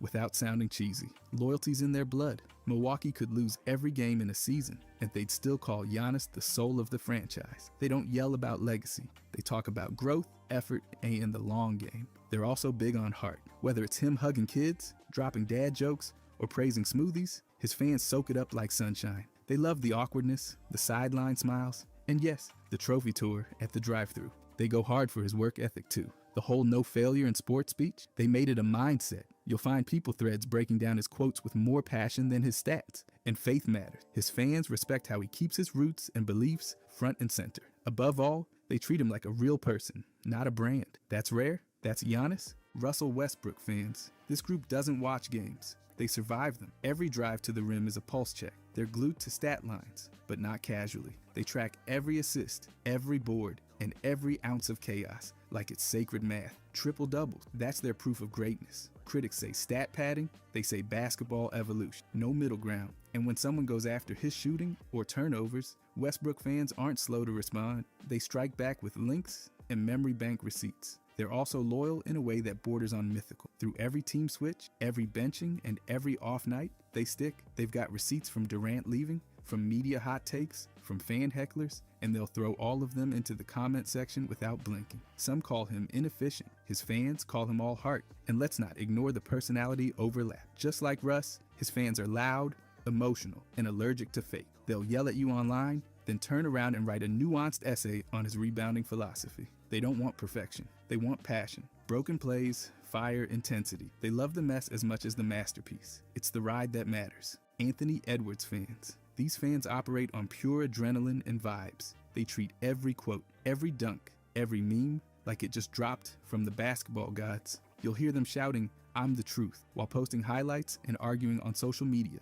like they're on payroll. Swagger isn't optional, it's their entire brand. They love that he talks big and backs it up with energy so loud it could power a stadium. But they're not just here for the sound bites. They track the numbers, celebrate the all-star nods, and watch the growth. What sets them apart is how they embrace the rough edges. They'll post a highlight of Ant barking at Kyrie, then pivot to a thread on his fourth quarter scoring splits. His ego? They see it as necessary fuel. His immaturity? They'll admit it and still call him the future. They don't want polish, they want raw. Fans hype his Olympic confidence like it's canon and replay his locker room antics like they're part of a mixtape. They're loyal, loud, and allergic to boring. Every possession with Ant is a show, and his fans wouldn't have it any other way. Swagger meets stats. Barking meets belief. Brunson fan. These are the quiet grinders of the NBA fan world. They aren't screaming into the void or posting 20 gifs a day. They're wearing that number 11 jersey and watching footwork clips like it's an art class. They backed him when he came in as a second-round pick, and now they've turned underrated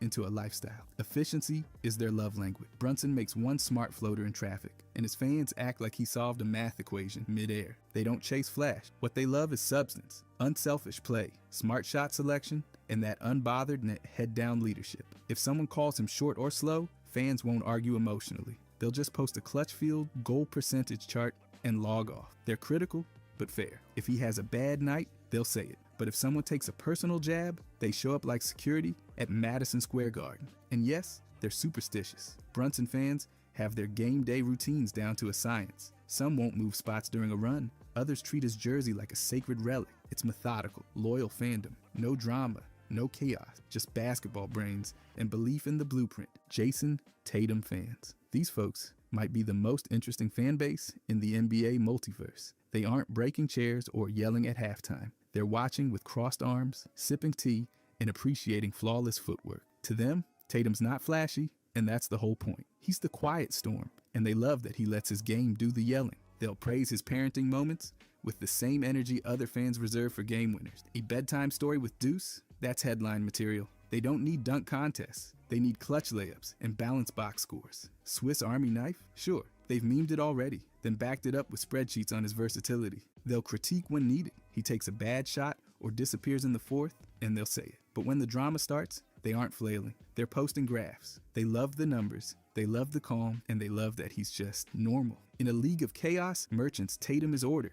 And yes, they'll absolutely buy a kid's book about him before they buy a hype video. They're loyal, composed, and quietly obsessed. No drama, just data, team wins, bedtime stories, and steady greatness. Luka fans. This fan base doesn't just support their star, they grieve him. After the trade, they literally staged a funeral with signs, a coffin, and enough sorrow to crash a server. These aren't casual. They're identity-bound, emotionally overloaded, and analytically sharp. They loved Luka, not just for what he did, but how he made them feel. Like the soul of Dallas basketball had finally found its next heart. They admire his blend of control and creativity. He wasn't just scoring, he was conducting. Fans often quote his post-game interviews like philosophy, praising how he'd take the blame and shift the spotlight. And they don't just admire his talent, they see themselves in his personality. A lot of his fans mirror that ENFJ mix of emotional leadership and drive. It's not just about buckets, it's about who he is. This group goes beyond the box score. They write open letters to the front office and stage protests like it's a civic duty. Luka was their heir to Dirk, and his departure felt like a betrayal. They are passionate, articulate, and intensely loyal, rooted in heart, bonded by loss, and still dissecting every moment like it matters, because to them, it always did. Wemby fans. This fan base is like a global science fair with streamers. Curious, respectful, and slightly obsessed with bone density. Before he ever played in the NBA, people were buying tickets just to watch him warm up. By the end of his rookie season, he had over 1 billion social media views, and fans from every time zone trying to pronounce Wembanyama correctly. His arrival didn't just spark interest, it jump-started a full-blown Spurs renaissance, complete with hope, civility, and low-volume trash talk. These fans aren't screaming about scoring titles. They're deep into rehab protocols, foot mechanics, and kung fu drills. You'll see posts like, "Did you see that lateral shift on the weak side rotation?" followed by 10 French flags and a picture of Wemby playing chess. They love his personality too. Gracious, quirky, grounded. He swaps jerseys with kids, juggles soccer balls at NBA events, and then disappears to do Shaolin breathing exercises. That's fan content gold. They even meme respectfully. Wet bananas became a running joke. His fans are calm, warm, loyal, and down for the long haul. They're here for the legend, not just the highlights, and they're loving every second. Kawhi Leonard fan. These are the people who cheer in lowercase. You won't catch them screaming on Twitter or making 30-minute highlight edits with dubstep. Instead, they'll calmly post a stat, quietly remind you of 2 finals MVPs, and move on like monks of the mid-range. They're reserved but loyal, more likely to respond to hate with a clip of Kawhi's hand plucking a ball midair than a spicy reply. They live in nuance, talk load management, and they'll mention injury history and long-term efficiency. Say he lacks personality, and they'll drop a gif of his awkward laugh like it's the smoking gun.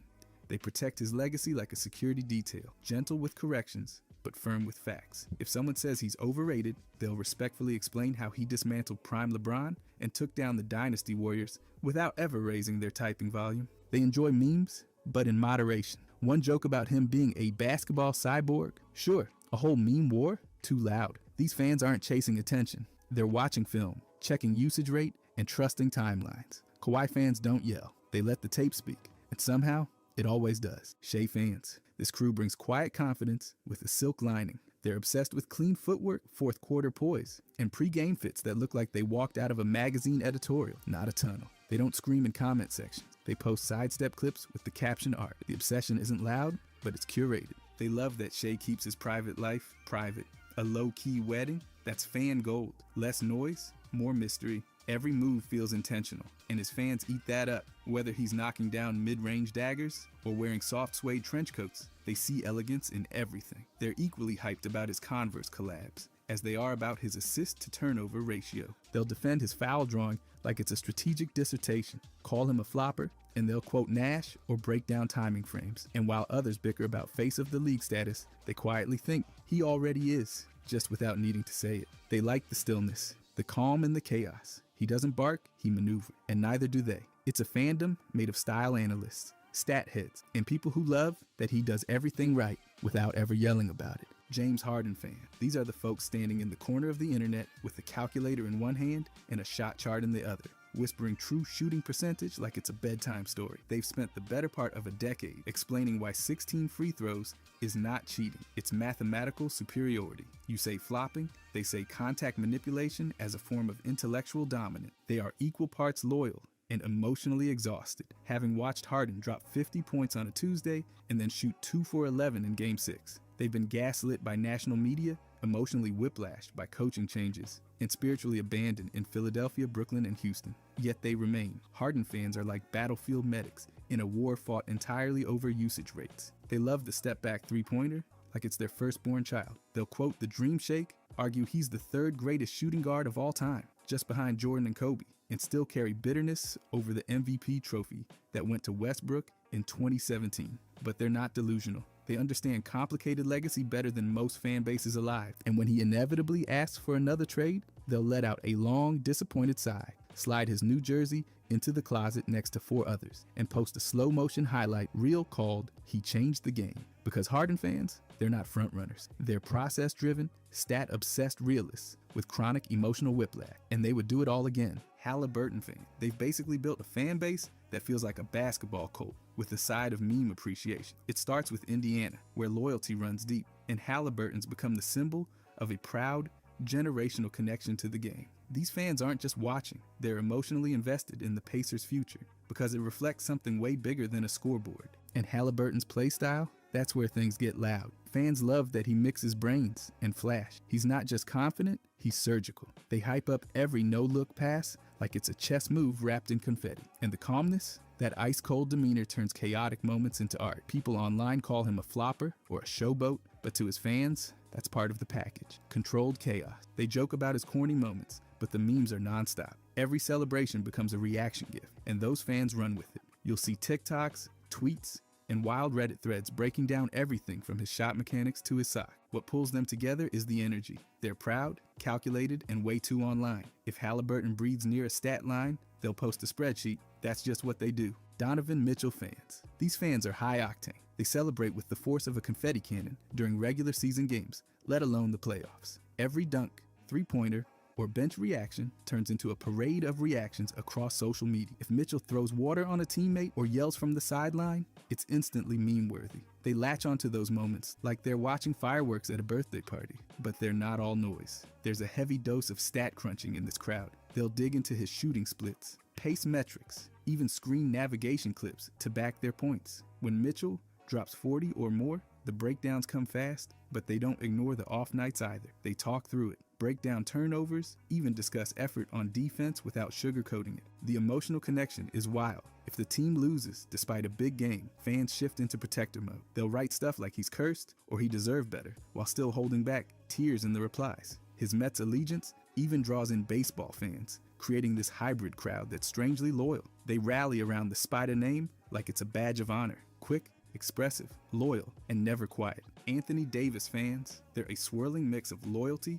reflection, and pure basketball conviction. When AD landed in Dallas, fans didn't hesitate. They rolled out the digital carpet. Local comment sections turned from panic to praise before he even laced up. There's this quiet hopefulness that follows him, and when he promised to bring energy back, that clicked with Mavericks fans immediately. His fans don't just watch, they defend. If someone drops a tired take about injuries or consistency, you'll see a full-on video dissertation breaking down efficiency stats, paint presence, and leadership moments. They're relentless about protecting his value, and not just with numbers. They bring receipts from every stage of his career. Even Lakers fans, despite the trade, couldn't just let go. Threads are still filled with appreciation and that strange nostalgic sadness reserved for players who gave everything. They stick around because AD earned that kind of respect. But what really lights them up is his fire. When he talks trash to hecklers or demands the spotlight in a timeout, fans erupt. They love the moments that say, "I'm still that guy." His fans don't just support a player, they're locked into a saga, and they feel every beat of it. Cade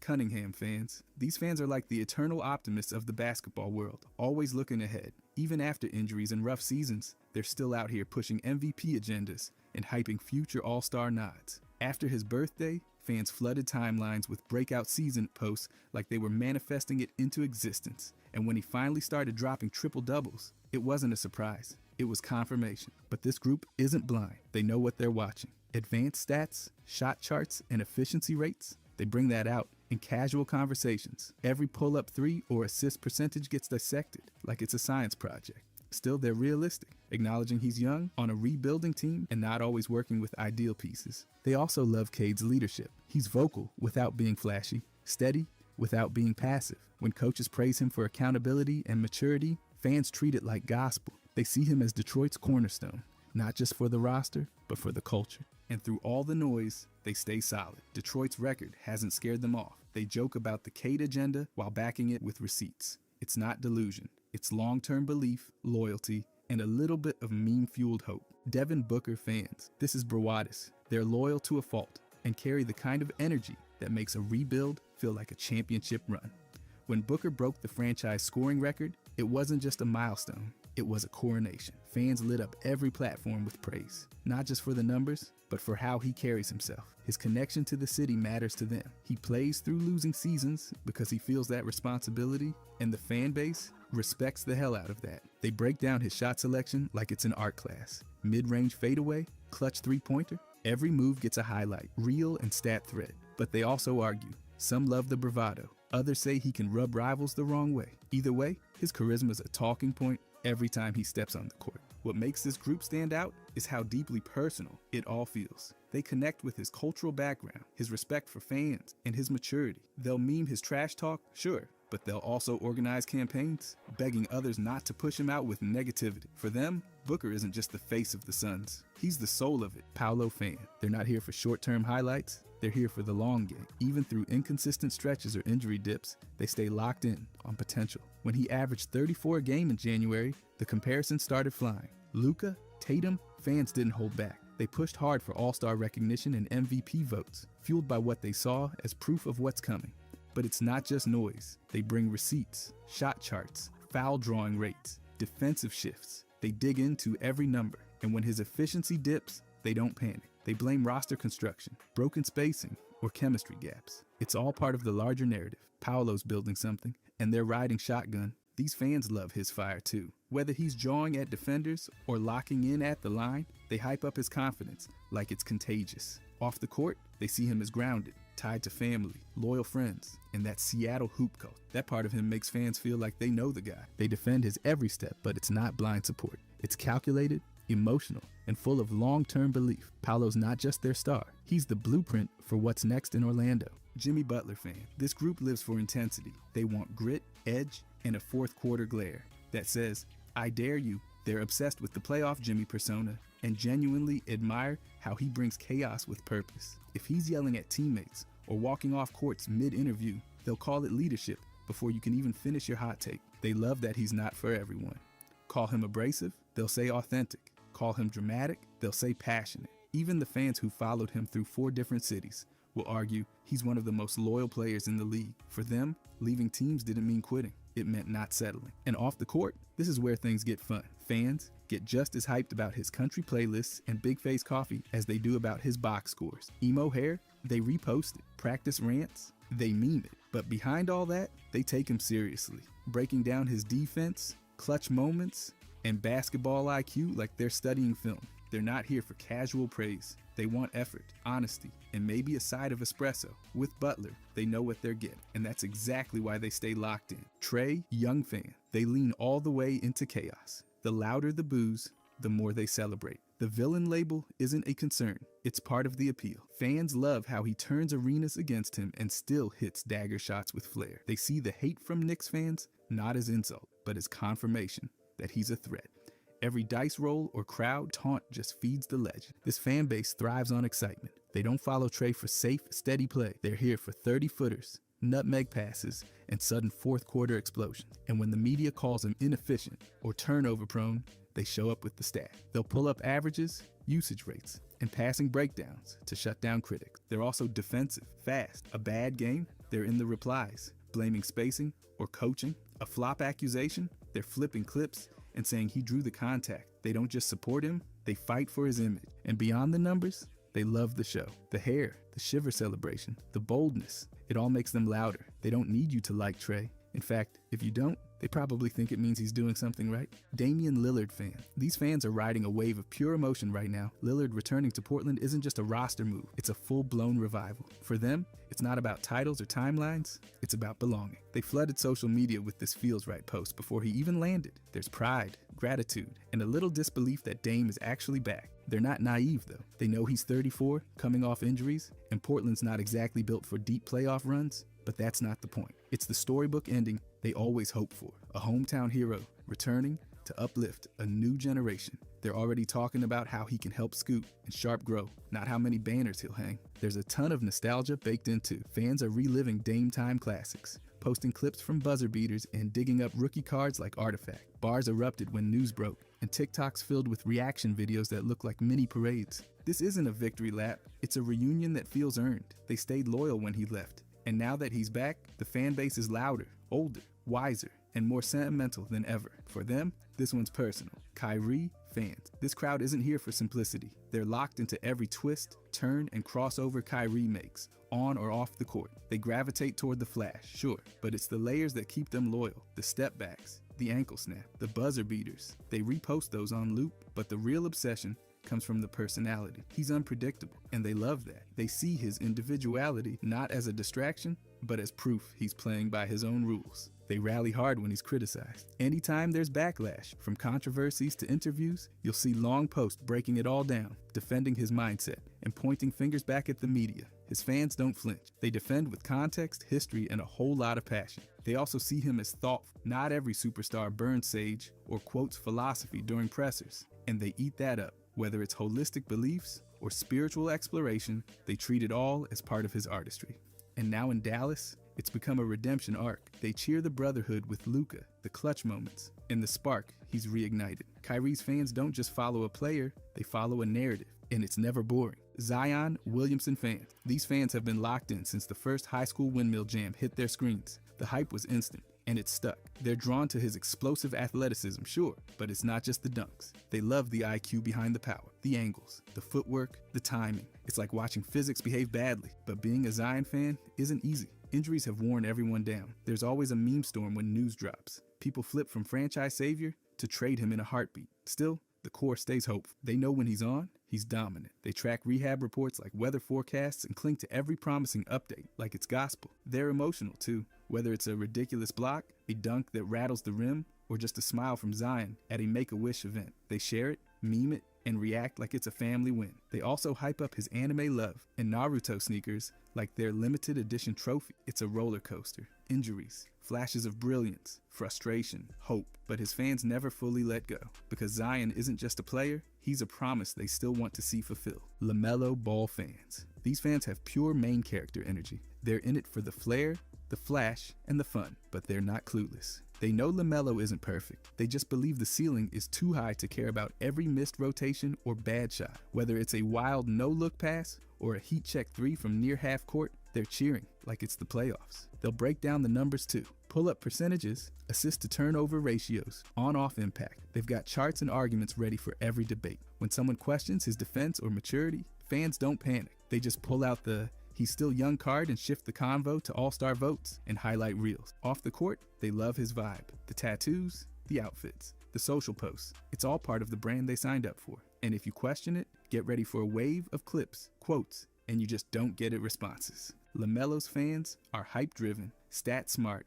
and fiercely loyal. They see him as Charlotte's spark and believe every season could be the breakout. One game at a time, they're riding the LaMelo wave, and they're not jumping off anytime soon. Klay Thompson fans. These fans are the chillest diehards in the league. They don't scream takes. They quietly drop clips of perfect jumpers and say, "Watch this again." They fell in love with the clean footwork, the lightning quick release, and that calm face that never changes, even after 6 straight threes. Game 6. Klay lives rent-free in their minds forever, and any big game brings immediate flashbacks. They're deeply respectful. You'll rarely catch them in hostile debates. If someone says Klay's washed, they'll politely pull out shooting splits, defensive film, and a throwback reel of two-way dominance. And even after his move to Dallas, Warriors fans still show love. Tribute posts, Rocco throwbacks, and bench eruption montages flooded timelines the second he returned. Off the court, fans lean into his vibe.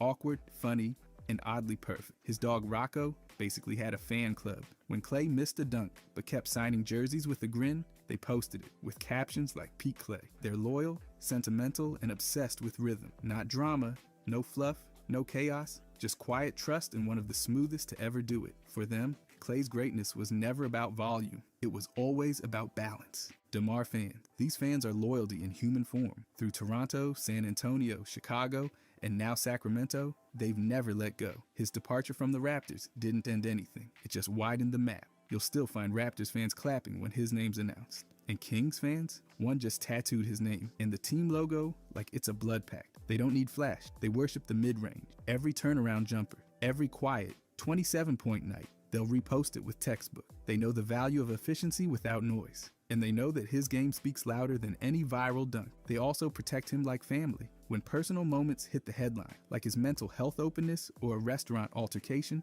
fans show up with empathy. They don't sugarcoat his struggles. They just see him as human. That connection makes the support deeper. DeMar fans aren't screaming for clout. They're here with real respect. They celebrate character over chaos, consistency over spectacle. And now that he's joined the Kings, there's fresh energy, but the same foundation. Quiet admiration, deep pride, and unwavering respect. For them, DeMar isn't just a scorer, he's a symbol of resilience. Paul George fans, these fans will never let you forget two things: his handles and the fact he finished third in MVP voting. It doesn't matter what year it is. You could be arguing about breakfast, and they'll bring up that MVP season and a crossover from 2018 like it just happened. His handle game, that's sacred. They talk about that tight, 6-foot dribble radius like it's a physics anomaly. The ball on a string thing gets repeated so often, you'd think it was trademarked. Every highlight reel, every clip thread, it's all about how clean, smooth, and unbothered his control is under pressure. And then comes the MVP conversation. That third place finish is like a badge. They flash at anyone who doubts. He was third in MVP voting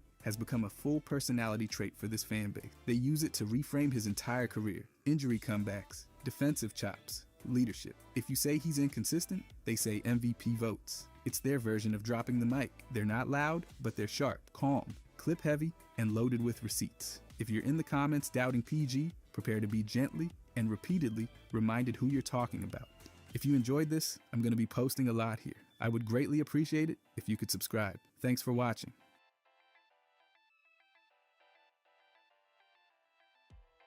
Puka Nacua's brother robs NBA player. The whole thing started in West Hollywood over the weekend of December 13th, and it spun into something wild. A newer model BMW SUV belonging to Lakers rookie Adal Thero somehow ended up in the hands of Samson Nacua and a guy named Trey Rose. And yes, that's the same Samson who played college football at both Utah and BYU, then bounced around with the Colts, the Saints, and even some spring leagues. Earlier this year, he got suspended for swinging on a fan in the UFL, so not exactly low-profile behavior. Deputies from the Los Angeles County Sheriff's Department tracked Thero's car using built-in tracking tech and followed it straight to one hotel on Sunset Boulevard. When they got there, Samson and Trey had apparently handed the SUV off to a valet like it was theirs and walked right into the hotel like nothing was weird. But hotel security footage didn't lie. It clearly showed the two of them, and that led to both guys getting arrested on suspicion of taking a vehicle without permission. The arrest happened Saturday afternoon, but both were let go later that night under a California penal code that allows release when there isn't enough to file a charge right away. Still, the investigation didn't just end there. It kept rolling, especially since there was still no clear timeline of when or how the car was taken in the first place. And once the story hit social media, people went off. Forums lit up with all the Samson drama, including his past suspension.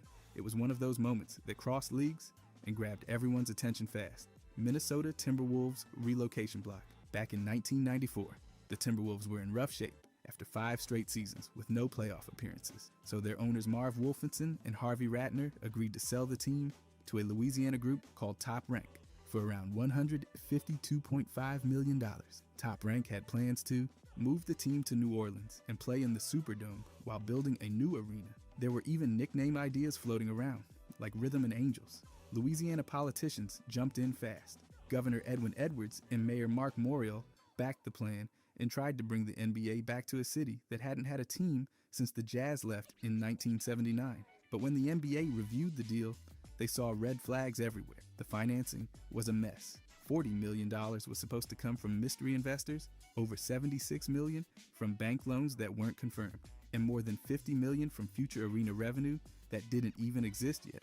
And there was no real arena at all, just a crowded Superdome with scheduling conflicts. On June 5th, the league's relocation committee voted unanimously to block the deal. Then on June 21st, the NBA's Board of Governors crushed the sale with a vote of 25-1. That set off lawsuits from both sides. The league sued in federal court. Top Rank responded in Louisiana court, and a federal judge issued an injunction keeping the team in Minnesota through June 15, 1995. Eventually, Glenn Taylor stepped in and bought the team that October. Top Rank ended up bankrupt. New Orleans finally got a team years later when the Hornets moved in 2002, but this attempt crashed hard before it ever got off the runway. Larry Bird against white players. Larry Bird was one of the coldest trash talkers the NBA ever saw, but this quote takes it into a whole different zone. During an interview, Bird said he got genuinely irritated when teams put a white guy on him, not because he thought they'd lock him down, but because he saw it as flat-out disrespect. His words were direct. If a white guy checked in to guard in him, Bird would look him dead in the eye and say, "What? Do you have a problem with your coach? Did your coach do this to you?" Most guys would say no, and Bird would just shake his head and tell them, "Come on, "You got a white guy coming out here to guard me. You got no chance." He said it bothered him every time. He didn't want to feel like he wasn't being taken seriously. Red, yellow, black, it didn't matter who was out there, just not white. Not because he didn't respect white players, but because it made him feel like teams were giving him an easy matchup. Dennis Johnson sat next to him and just called it what it was, disrespect. Then there's the cultural weight behind it. Dennis said Bird was the only white player people in the barbershop talked about. In those spaces, where hoop conversations ran deep, Larry's name held weight. On the playground and in the shop, he wasn't seen as some novelty. He was a real one, and his mindset showed why. He didn't want a free pass. He wanted the toughest defender thrown at him. Anything else felt like they didn't respect his game at all. By the way, if you guys want to subscribe, I'm going to be posting every day. Thanks. Anyways, Denise Long Rife drafted. Back in 1969, something unheard of happened. Denise Long, a high school phenom from Witten, Iowa, was selected in the 13th round of the NBA draft by the San Francisco Warriors. That made her the first woman ever drafted by an NBA team. She had just finished a high school career where she scored over 6,000 points and averaged more than 69 points a game her senior season. She even broke 100 points in a single game 3 different times. The pick shocked people. Denise had never followed the NBA and didn't even know who the Warriors were. When she first heard about it, she thought it was a military draft notice for Vietnam. Warriors owner Franklin Mooley had other plans. He brought her to San Francisco, not for the NBA roster, but to play in a women's exhibition league he created. The Warrior Girls Basketball League played games before actual Warriors matchups, and he covered her tuition, gave her a purple Jaguar lease, and a $5,000 expense account. But Commissioner Walter Kennedy stepped in fast. He voided the pick. The league didn't allow high school players or women at that time, so the selection was wiped from the books, even though it still appears in historical draft records. Years later, Denise was honored by the Warriors during a halftime ceremony in 2018. She didn't play an NBA game, but the selection is forever part of basketball history. Her name came before Lucia Harris, who was drafted 8 years later. Denise Long Rife's 13th round moment might have been vetoed, but the statement it made still echoes through the game. And it all started with a teenager lighting up Iowa gymnasiums. Nikola Jokic versus Max Brosmer. On Christmas Day, 2025, Nikola Jokic didn't just play basketball, he put on a show. He dropped 56 points on the Minnesota Timberwolves in a triple-double masterpiece that also included 16 rebounds and 15 assists. That scoring number wasn't just impressive, it was one of the highest totals ever on an NBA Christmas game. He controlled everything, shredded the defense, and made it look casual. Now let's jump over to the other Minnesota team, the Vikings. That same day, rookie quarterback Max Brosmer started under center against the Detroit Lions. Things went sideways fast. He completed 9 passes for 51 yards. That's it, 51. He also got sacked 7 times and lost 48 yards doing it, which left the Vikings with just 3 net passing yards as a team. But individually, Brosmer's passing total still sat at 51. Just not quite what you want to see on a holiday showcase. So yeah, Jokic, a center in the NBA, outscored an NFL quarterback's passing total. Not metaphorically, literally. 56 points versus 51 yards. One guy was throwing dimes, the other was throwing footballs, but only one of them was moving the needle. That stat-line comparison made its way around the internet immediately, and for good reason. You don't often see that kind of crossover math where a basketball player outscores a football quarterback's yardage. It wasn't just a wild coincidence. It turned into one of those weird, unforgettable sports moments. Christmas Day gave us highlight dunks, sacks, and somehow Nikola Jokic winning the box score battle over a quarterback by just being unstoppable. Pat Riley cookie story. During the Miami Heat's run with LeBron James, D. Wade, and Chris Bosh from 2010 to 2014, the team made 4 straight finals and won 2 titles. But in the middle of all that winning, there was a moment involving cookies. On a team flight, Pat Riley had LeBron's beloved chocolate chip cookies removed from the plane. D. Wade said LeBron didn't say a word after that. He just stopped playing cards and sat in silence the entire flight. Wade took it as a sign. Something wasn't right.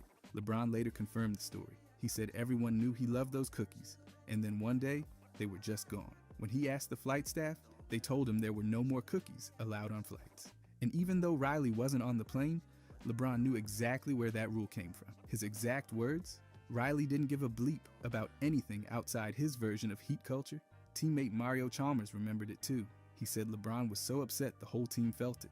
At the time, they were on a 27-game win streak. Still, no cookies, no ice cream. Just strict Riley rules. LeBron used to get 2 bowls of cookies and 2 scoops of ice cream before games. That was his thing. When it disappeared without warning, it felt personal. The cookie incident became a symbol of Riley's grip on every detail, and Wade believed that moment planted the seed for LeBron's exit. So when LeBron left Miami in 2014, it wasn't just about contracts or minutes. It was about control. And yes, somewhere in there, it was also about 2 missing bowls of chocolate chip cookies. Giannis Bulls Dunk Beef. On December 27th, 2025, Giannis returned to the Milwaukee Bucks lineup after missing 8 games with a calf strain. He dropped 29 points against the Chicago Bulls in a 112-103 win, ending the Bulls' 5-game streak. But it wasn't the scoring that lit things up. It was the final seconds. With the game already sealed and the Bulls backing off, Giannis ran the clock and then exploded into a windmill dunk. No hesitation, just a full-flight throwdown in front of a stunned crowd. In NBA culture, that's breaking an unwritten rule. You don't go flashy when the game's already over. Giannis did, and the Bulls weren't having it. Vooch marched over to him, and both benches swarmed. The court. Kobe White told him straight up it was disrespectful, saying, "You're better than that." It didn't end there. After the game, Vooch said maybe Giannis was irritated about a trade rumor that claimed the Bulls had no interest in acquiring him. He hinted that the dunk might have been personal. And then Giannis added fire to the whole thing. He posted online, "I ain't no painter, but you get the picture," making it crystal clear this was no accident. That dunk was a statement. It was his first game back, on the road, on national TV. And instead of easing in, he windmilled straight through the tension. That one play turned a December win into a full-on storyline. And with Bulls players openly calling him out, it's clear the beef didn't end when the buzzer sounded. It just got started. Wilt Chamberlain 0 points. On March 27, 1973, one of the most dominant scorers in basketball history finished the game without scoring a single point. Wilt Chamberlain, then playing for the Los Angeles Lakers, faced the Milwaukee Bucks and didn't take a single shot. 0 field goal attempts, 0 free throw attempts, and yet he still logged around 46 minutes on the floor. That night marked the only time in Wilt's entire career where he scored absolutely nothing. No points, no attempts, just a goose egg in the scoring column. This is the same guy who once averaged more than 50 points a game over an entire season. So yeah, 0 stood out. But by then, Chamberlain's game had changed. He wasn't the volume scorer of the early 60s anymore. In his later years, he shifted focus to rebounding, shot blocking, and playmaking. He was still a defensive anchor and one of the league's top rebounder. The Lakers leaned on him for control, not explosion. That March game isn't just weird, it's historically wild. A legend who once dropped 100 in a single night went scoreless, while still playing nearly the whole game. And this wasn't because of injury or ejection. He was out there, contributing in other ways, just not putting the ball in the basket. Of course, Wilt had other games with low scoring totals late in his career, but 0 is different. It's the lowest number possible, and it happened with one of the highest impact players to ever step on an NBA floor. One game, one night, one bizarre statistical glitch in the timeline of an all-time great who usually filled up the box score like no one else. Kevin McCullough, NBA Cup payday. During the 2026 season, Kevin McCullough was on a 2-way deal with the New York Knicks, bouncing between the NBA and the G League. His base salary, around $636,435. For most 2-way players, that's just how it goes. You grind, travel, and fight for minutes, all while earning a fraction of what full-time NBA guys bring in. But then came the NBA Cup. The in-season tournament wasn't just about bragging rights. It came with serious prize money. Players on the winning team got $530,933 each. For 2-way players like McCullough, the payout was half, about $265,467, and the Knicks won it. That bonus alone was almost 42% of his regular salary. Add them together, and McCullough ended up with roughly $901,902 in total earnings. That's nearly double what he was signed to make at the beginning of the season. This kind of jump isn't common. 2-way contracts aren't built for big financial swings. But the NBA Cup changed that. For a guy trying to make a roster long-term, an extra $265,000 can mean more than just new sneakers. It means financial breathing room, stability, and momentum. For McCullough, the Cup wasn't just a tournament, it was a game-changing payday. While stars chase rings and headlines, 2-way guys like him are out here turning bonus games into real-life breakthroughs. Danny Ainge, dual sport path. Before he was dropping threes with the Boston Celtics, Danny Ainge was already a professional athlete in baseball. Born in Eugene, Oregon in 1959, Ainge was drafted by the Toronto Blue Jays straight out of high school in the 15th round of the 1977 Major League Baseball draft. He played second base, third base, and center field, and debuted in the majors in 1979 while still attending BYU and playing college basketball. Over 3 MLB seasons, he appeared in 211 games and hit 2 home runs with a .20 batting average. He even became one of the youngest Blue Jays to ever homer, just 20 years and 77 days old. But even while playing pro baseball, Ainge kept lacing up his sneakers for BYU, where he averaged over 24 points per game as a senior and won the John R. Wooden Award in 1981. That same year, the Boston Celtics selected him 31st overall in the NBA draft. There was one problem. He was still under contract with the Blue Jays. The two teams went to court over his rights, but the Celtics eventually bought out the contract, freeing Ainge to join the NBA full-time. He went on to win 2 NBA titles with Boston in 1984 and 1986, becoming known for his tenacity, outside shooting, and willingness to scrap. It's rare enough to make it in one pro sport. Ainge made it in 2, playing baseball during the summer and torching college hoops in the winter before jumping straight into an NBA dynasty. Few paths in sports history look like that, and Ainge walked it with a bat in one hand and a basketball in the other. Ben Simmons vs. Jared Dudley beef. In the 2019 NBA playoffs, the Brooklyn Nets and Philadelphia 76ers clashed in the first round, and right in the middle of it was a brewing tension between Ben Simmons and Jared Dudley. It kicked off when Dudley told reporters Simmons was great in transition, but average in the half court. Simmons barely acknowledged it, brushing it off with a quick, "That's coming from Jared Dudley, come on." But once the series began, the tension went live. Simmons and Dudley traded glares, jawed during dead balls, and made it personal. Game 3 saw Simmons explode with a big performance and some very noticeable smirking after plays, often aimed at Dudley. Dudley didn't back off. He kept chirping, celebrated baskets in Simmons' direction, and made sure people noticed the back and forth. Then Game 4 hit. With just under 8 minutes left in the third quarter, Joel Embiid fouled Jarrett Allen hard. Dudley reacted immediately, shoving Embiid after the whistle. That triggered chaos. Jimmy Butler shoved Dudley. Simmons stepped in and kept Dudley from backing off. Bodies flew, benches cleared, and both Dudley and Butler got tossed. The whole thing spilled into the seats near the court. Afterward, the league handed down fines. $25,000 for Dudley, $15,000 for Butler. The beef had gone from quotes and smirks to full-on contact. Even with the age gap and difference in roles, Dudley managed to make it a real storyline. He targeted Simmons' weaknesses, pushed emotional buttons, and turned the series into more than just basketball. Simmons didn't talk much, but he let his game do the damage. And in that series, the tension never really cooled. Nikola Jokic's brother in NCAA basketball. Nikola Jokic grew up in Serbia with 2 older brothers, Strahinja and Nemanja. While both played basketball, it was Nemanja Jokic who took that path all the way to the United States. He played NCAA Division I basketball at the University of Detroit Mercy, suiting up for the Detroit Titans in the Horizon League. That placed him directly in one of the top collegiate tiers in the country. Reports date his time there to roughly between 2006 and 2009. After his run at Detroit Mercy, Nemanja transferred to LIU Post, part of Long Island University, which competes at the Division II level. From there, he continued his playing career professionally, landing with the Scranton Noah Wilkes-Barre Steamers in the Premier Basketball League, a smaller U.S. pro circuit. He played 1 season with that squad before eventually returning to Serbia.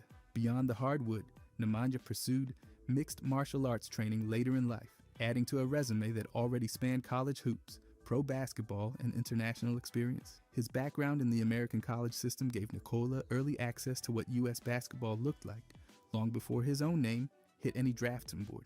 As for Strahinja, the oldest brother, he played professionally in Serbia, but never made the leap to U.S. college ball. He's become a recognizable figure during Nuggets games, often visible courtside and known for his public presence and occasional controversy at NBA events. Together, the Jokic brothers shaped Nikola's early path in basketball, with Nemanja's NCAA experience offering a direct link between Serbian basketball roots and the American system that would eventually welcome their youngest sibling as an MVP. Kendrick Perkins, Kevin Durant, Twitter beef. It all started when Kendrick Perkins hit Twitter and crowned Russell Westbrook as Mr. Thunder, calling him the best player to ever wear an Oklahoma City jersey. That wasn't just praise for Westbrook. It was a clear dig at Kevin Durant, who won an MVP and led the Thunder to the finals before leaving for the Warriors. Durant saw the tweet and jumped in with a direct jab at Perkins, tweeting, "And our starting center, Kendrick Perkins, averaged a whopping 2 and 3 during that series. You played hard though." That shot landed. Perkins fired back immediately, dragging Durant's infamous free agency move. "Boy, stop, you did the weakest move in NBA history. Up on a team, 3-1, heart of champion right there." He didn't stop there either, adding, "Truth be told, you don't even feel like a real champ. You took the coward way out." Durant wasn't letting that go. He hit back again with, "Weak is starting at center. Playing real minutes with no production. Should have worked on your skills as much as I did." The tweets were sharp, petty, and public. Two former teammates throwing shade for all of basketball Twitter to see. The whole thing got so loud because of the history. These two played together on a contender. Now one's a 2-time finals MVP and the other's an analyst, throwing grenades online. Months later, Perkins offered an apology on Twitter after Kobe Bryant's passing, saying he wanted to make peace. But since then, smaller jabs have still popped up. So yeah, the tweets might cool off, but the beef never really leaves. Spurs attendance record game. On January 13th, 2023, the San Antonio Spurs hosted the Golden State Warriors at the Alamo Dome in a game that wasn't just about basketball, it was about history. As part of the Spurs' 50th anniversary celebration, the team returned to its former home arena, where it played from 1993 through 2002, and they brought a crowd with them, a massive one. The final announced attendance, 68,323 fans. That number set a new NBA record for the largest regular season crowd ever. The previous mark had been 62,046, set back in March 1998 when the Bulls played the Hawks at the Georgia Dome. This time, the Spurs shattered that record. They had originally sold over 63,000 tickets, but with standing room options and extra seating added, they packed in thousands more. The Dome, built for football, gave them the space. The event was called Back Home in the Dome, and Spurs legend David Robinson personally announced the record crowd during the game. On the court, things didn't go the Spurs' way. The Warriors rolled to a 144-113 win. Steph Curry and the Warriors brought star power, and Keldon Johnson led the way for San Antonio. But no matter the score, the night belonged to the fans. The energy, the nostalgia, and the sheer size of the crowd made it a once-in-a-generation event. That night, at the Alamodome stand, as the biggest crowd in NBA regular season history. And it wasn't in New York or Los Angeles. It was San Antonio, with 68,000 strong packing into one dome to celebrate 5 decades of Spurs basketball. Dave DeBusch's baseball career. Before he became a Hall of Famer in the NBA, Dave DeBusch was already pitching in Major League Baseball. After starring at the University of Detroit in both basketball and baseball, he signed with the Chicago White Sox in 1962 as an amateur free agent. He was a right-handed pitcher and immediately began playing in the White Sox organization. He made his MLB debut on April 22, 1962, pitching in relief for the White Sox. Over the next 2 seasons, DeBusch appeared in major league games in both 1962 and 1963, including several starts. His most impressive outing came on August 13, 1963, when he pitched a 6-hit shutout against the Cleveland Indians, walking just 1 and striking out 3. Alongside his major league appearances, he also spent time in the minors, pitching in both single-A and triple-A levels within the White Sox system. Reports from the time show he had solid numbers, with consistent control and a reliable fastball that helped him earn opportunities at the big league level. But despite his success on the mound, DeBusch eventually decided to pivot. After the 1963 baseball season, he focused fully on professional basketball. He had already started his NBA career with the Detroit Pistons in 1962, overlapping with his baseball seasons. Eventually, he played his way into stardom and later joined the New York Knicks, where he became a key part of their championship teams and was inducted into the Hall of Fame. DeBusch remains one of the rare athletes to play both Major League Baseball and NBA basketball, a club that includes just a handful of names across sports history. Christmas Eve basketball. The NBA has only seen 2 games ever played on December 24, and both happened decades ago. The first one came in 1960, when the Boston Celtics hosted the Detroit Pistons at Boston Garden. That game wasn't even close. Boston steamrolled the Pistons with ease, putting up 150 points while holding Detroit to just 106. Then came the second and final Christmas Eve showdown in 1967. This time, the Seattle Supersonics hosted the San Francisco Warriors at Seattle Center Coliseum. The Warriors walked away with the win, finishing the night with 127 on the board, while the Sonics managed 113. That was it. Since then, nothing. After those two games, the league's schedule never put another regular season game on Christmas Eve. Not in the 70s, not in the 80s, not even during the Wild West scheduling of the 90s. Modern NBA calendars have completely wiped December 24 off the board. The league just skips it. The reason? No official rule. Just a tradition that stuck. Players, coaches, and staff usually spend that day with family, recharging before the big Christmas Day schedule hits. And the league absolutely loves Christmas Day games. Since 1947, those matchups have been a staple. Television deals, marquee teams, massive ratings. It's one of the NBA's biggest days of the year. So while Christmas Day is basically the NBA's holiday headquarters Christmas Eve, totally silent.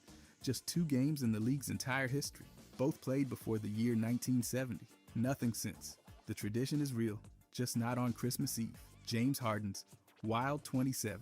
Back on December 26, 2013, James Harden pulled off one of the strangest stat lines in league history. He dropped 27 points against the Memphis Grizzlies. But here's the twist. He only made 2 field goals the entire game. Just 2.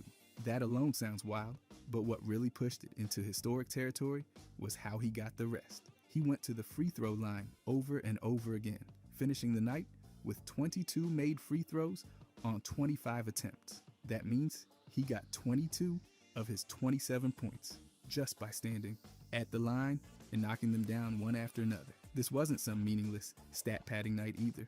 The Rockets won the game, but Harden's performance stood out, not because he shot the lights out, but because he barely shot at all.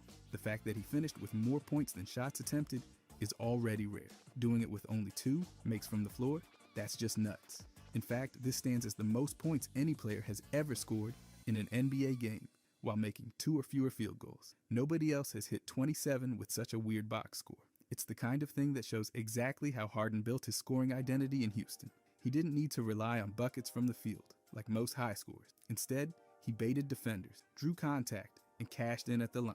It wasn't always pretty, but it was effective. And on that December night, it made history. 2 field goals, 27 points, and one of the most bizarre scoring nights the league's ever seen.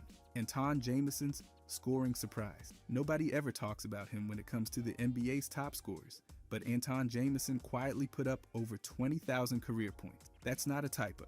His final total was 20,042. That puts him at number 56 all time in regular season points, and it's not like he barely squeaked into that range either. He scored more points than a pile of legends. John Stockton, Jamison passed him.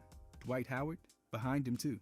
Bernard King, Clifford Robinson, and Walter Davis, all below. He even outscored Isaiah Thomas, Tracy McGrady, Chris Webber, and Bob Cousy, guys with more all-star appearances, more fanfare, and in most cases, a way bigger spotlight. But when it comes to straight-up scoring totals, Jamison sits higher. He did it across 14 seasons, playing for Golden State, Dallas, Washington, Cleveland, the Lakers, and the Clippers. He was a 2-time All-Star, but never played in a conference finals. Never made an All-NBA team. No signature moment burned into league history. Yet by the time he was done, he'd outscored nearly every player from his era who wasn't a certified superstar. What makes it even more wild is how nobody ever brings it up. No documentaries, no highlight reels running on repeat, but the stats are right there. The guy scored more career points than McGrady and Webber combined ever did in a single season.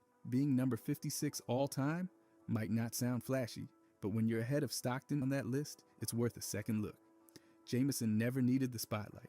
He just kept putting up buckets until he quietly walked away with a total that most players could only dream of: Steve Kerr or Robert Horry final streak. For 10 straight seasons, from 1994 through 2003, every NBA champion had either Steve Kerr or Robert Horry on the roster. That's not a coincidence. It's a decade-long streak that somehow flew under the radar. It started in 1994 with Robert Horry and the Houston Rockets. He stayed there for the repeat in 1995, making him the first piece of the puzzle.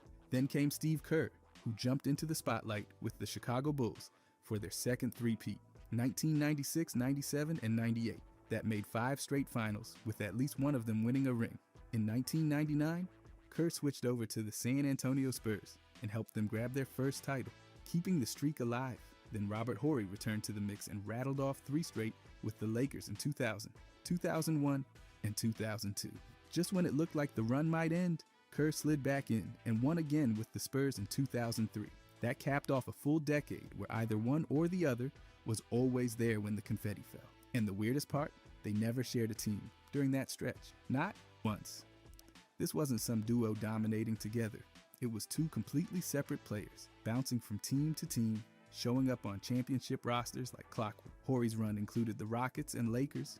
Kerr's came with the Bulls and Spurs. Between them, they racked up 8 rings in those 10 years, and somehow always ended up in the right place at the right time. A streak like that, almost nobody else can say they've done it. Antonio McDyess' Avalanche decision. In January of 1999, Antonio McDyess was stuck between 2 franchises. He had just come off a strong season with Phoenix, a team that had won 56 games, but the Denver Nuggets, the team that originally drafted him, were pulling hard to bring him back. He had already given them a verbal yes, but he started having doubts. So what did McDyess do? He called Jason Kidd and told him he wasn't sure anymore. Kidd didn't waste time. He jumped on a chartered flight through a snowstorm, dragging George McLeod and Rex Chapman with him. The plan was simple: get to Denver and convince McDyess in person to come back to Phoenix. Only one problem. By the time they touched down, McDyess was already at a Colorado Avalanche game, sitting in the owner's suite at McNichols Arena. And Nuggets GM Dan Issel was way ahead of them. Issel had heard the Suns were on the way and ordered security to block them from getting inside the arena. While McDyess watched hockey indoors, his former teammates stood outside in the snowstorm, shut out and freezing. McDyess later said he wasn't planning to sign anything until they got there, but they never made it in. He met again with Nuggets management and officially re-signed with Denver on January 22. That deal was for 6 years and over $60 million. He followed it up with one of his best seasons ever, averaging over 20 points and 10 boards, even making the All-NBA third team. It's one of the coldest free agency stories, literally and figuratively, with a snowstorm, locked doors, and a career-changing decision made inside a hockey arena. Jose Alvarado-Mark Williams fight. Things got ugly on December 27, 2025, during a regular season game between the Pelicans and the Suns at the Smoothie King Center. Midway through the third quarter, Pelicans guard Jose Alvarado was trying to fight through a screen set by Suns big man Mark Williams. The whistle blew for a foul on Alvarado, but instead of moving on, it escalated fast. Alvarado turned back toward Williams, clearly heated. Williams gave him a shove, and that was it. Gloves off. Alvarado grabbed Williams' jersey and started swinging. Williams fired back with his own punches, including a downward shot that drew even more attention. Alvarado's punch reportedly connected clean to the face, and both benches were on edge as officials scrambled to separate them. They were tossed from the game immediately. It didn't stop the Suns, though. They ended up winning 123-114. Before the ejections, Williams had 10 points and 8 rebounds in just 11 minutes. Alvarado had 7 points and a few assists in his 14 minutes of action. Punches getting thrown in today's NBA is rare. This wasn't just a scuffle. This was a legit fight. Suns coach Jordan Ott hinted that the whole thing may have been sparked by fatigue, with both teams playing back-to-back nights. But the league won't care. With punches thrown, suspensions are almost guaranteed. Clips of the fight went viral almost instantly. Fans debated who started it, who landed what, and how long each player should sit. Even Najee Marshall chimed in online to back Alvarado, calling the moment intense but understandable. It was one of the most talked about scenes of the night, and probably the week.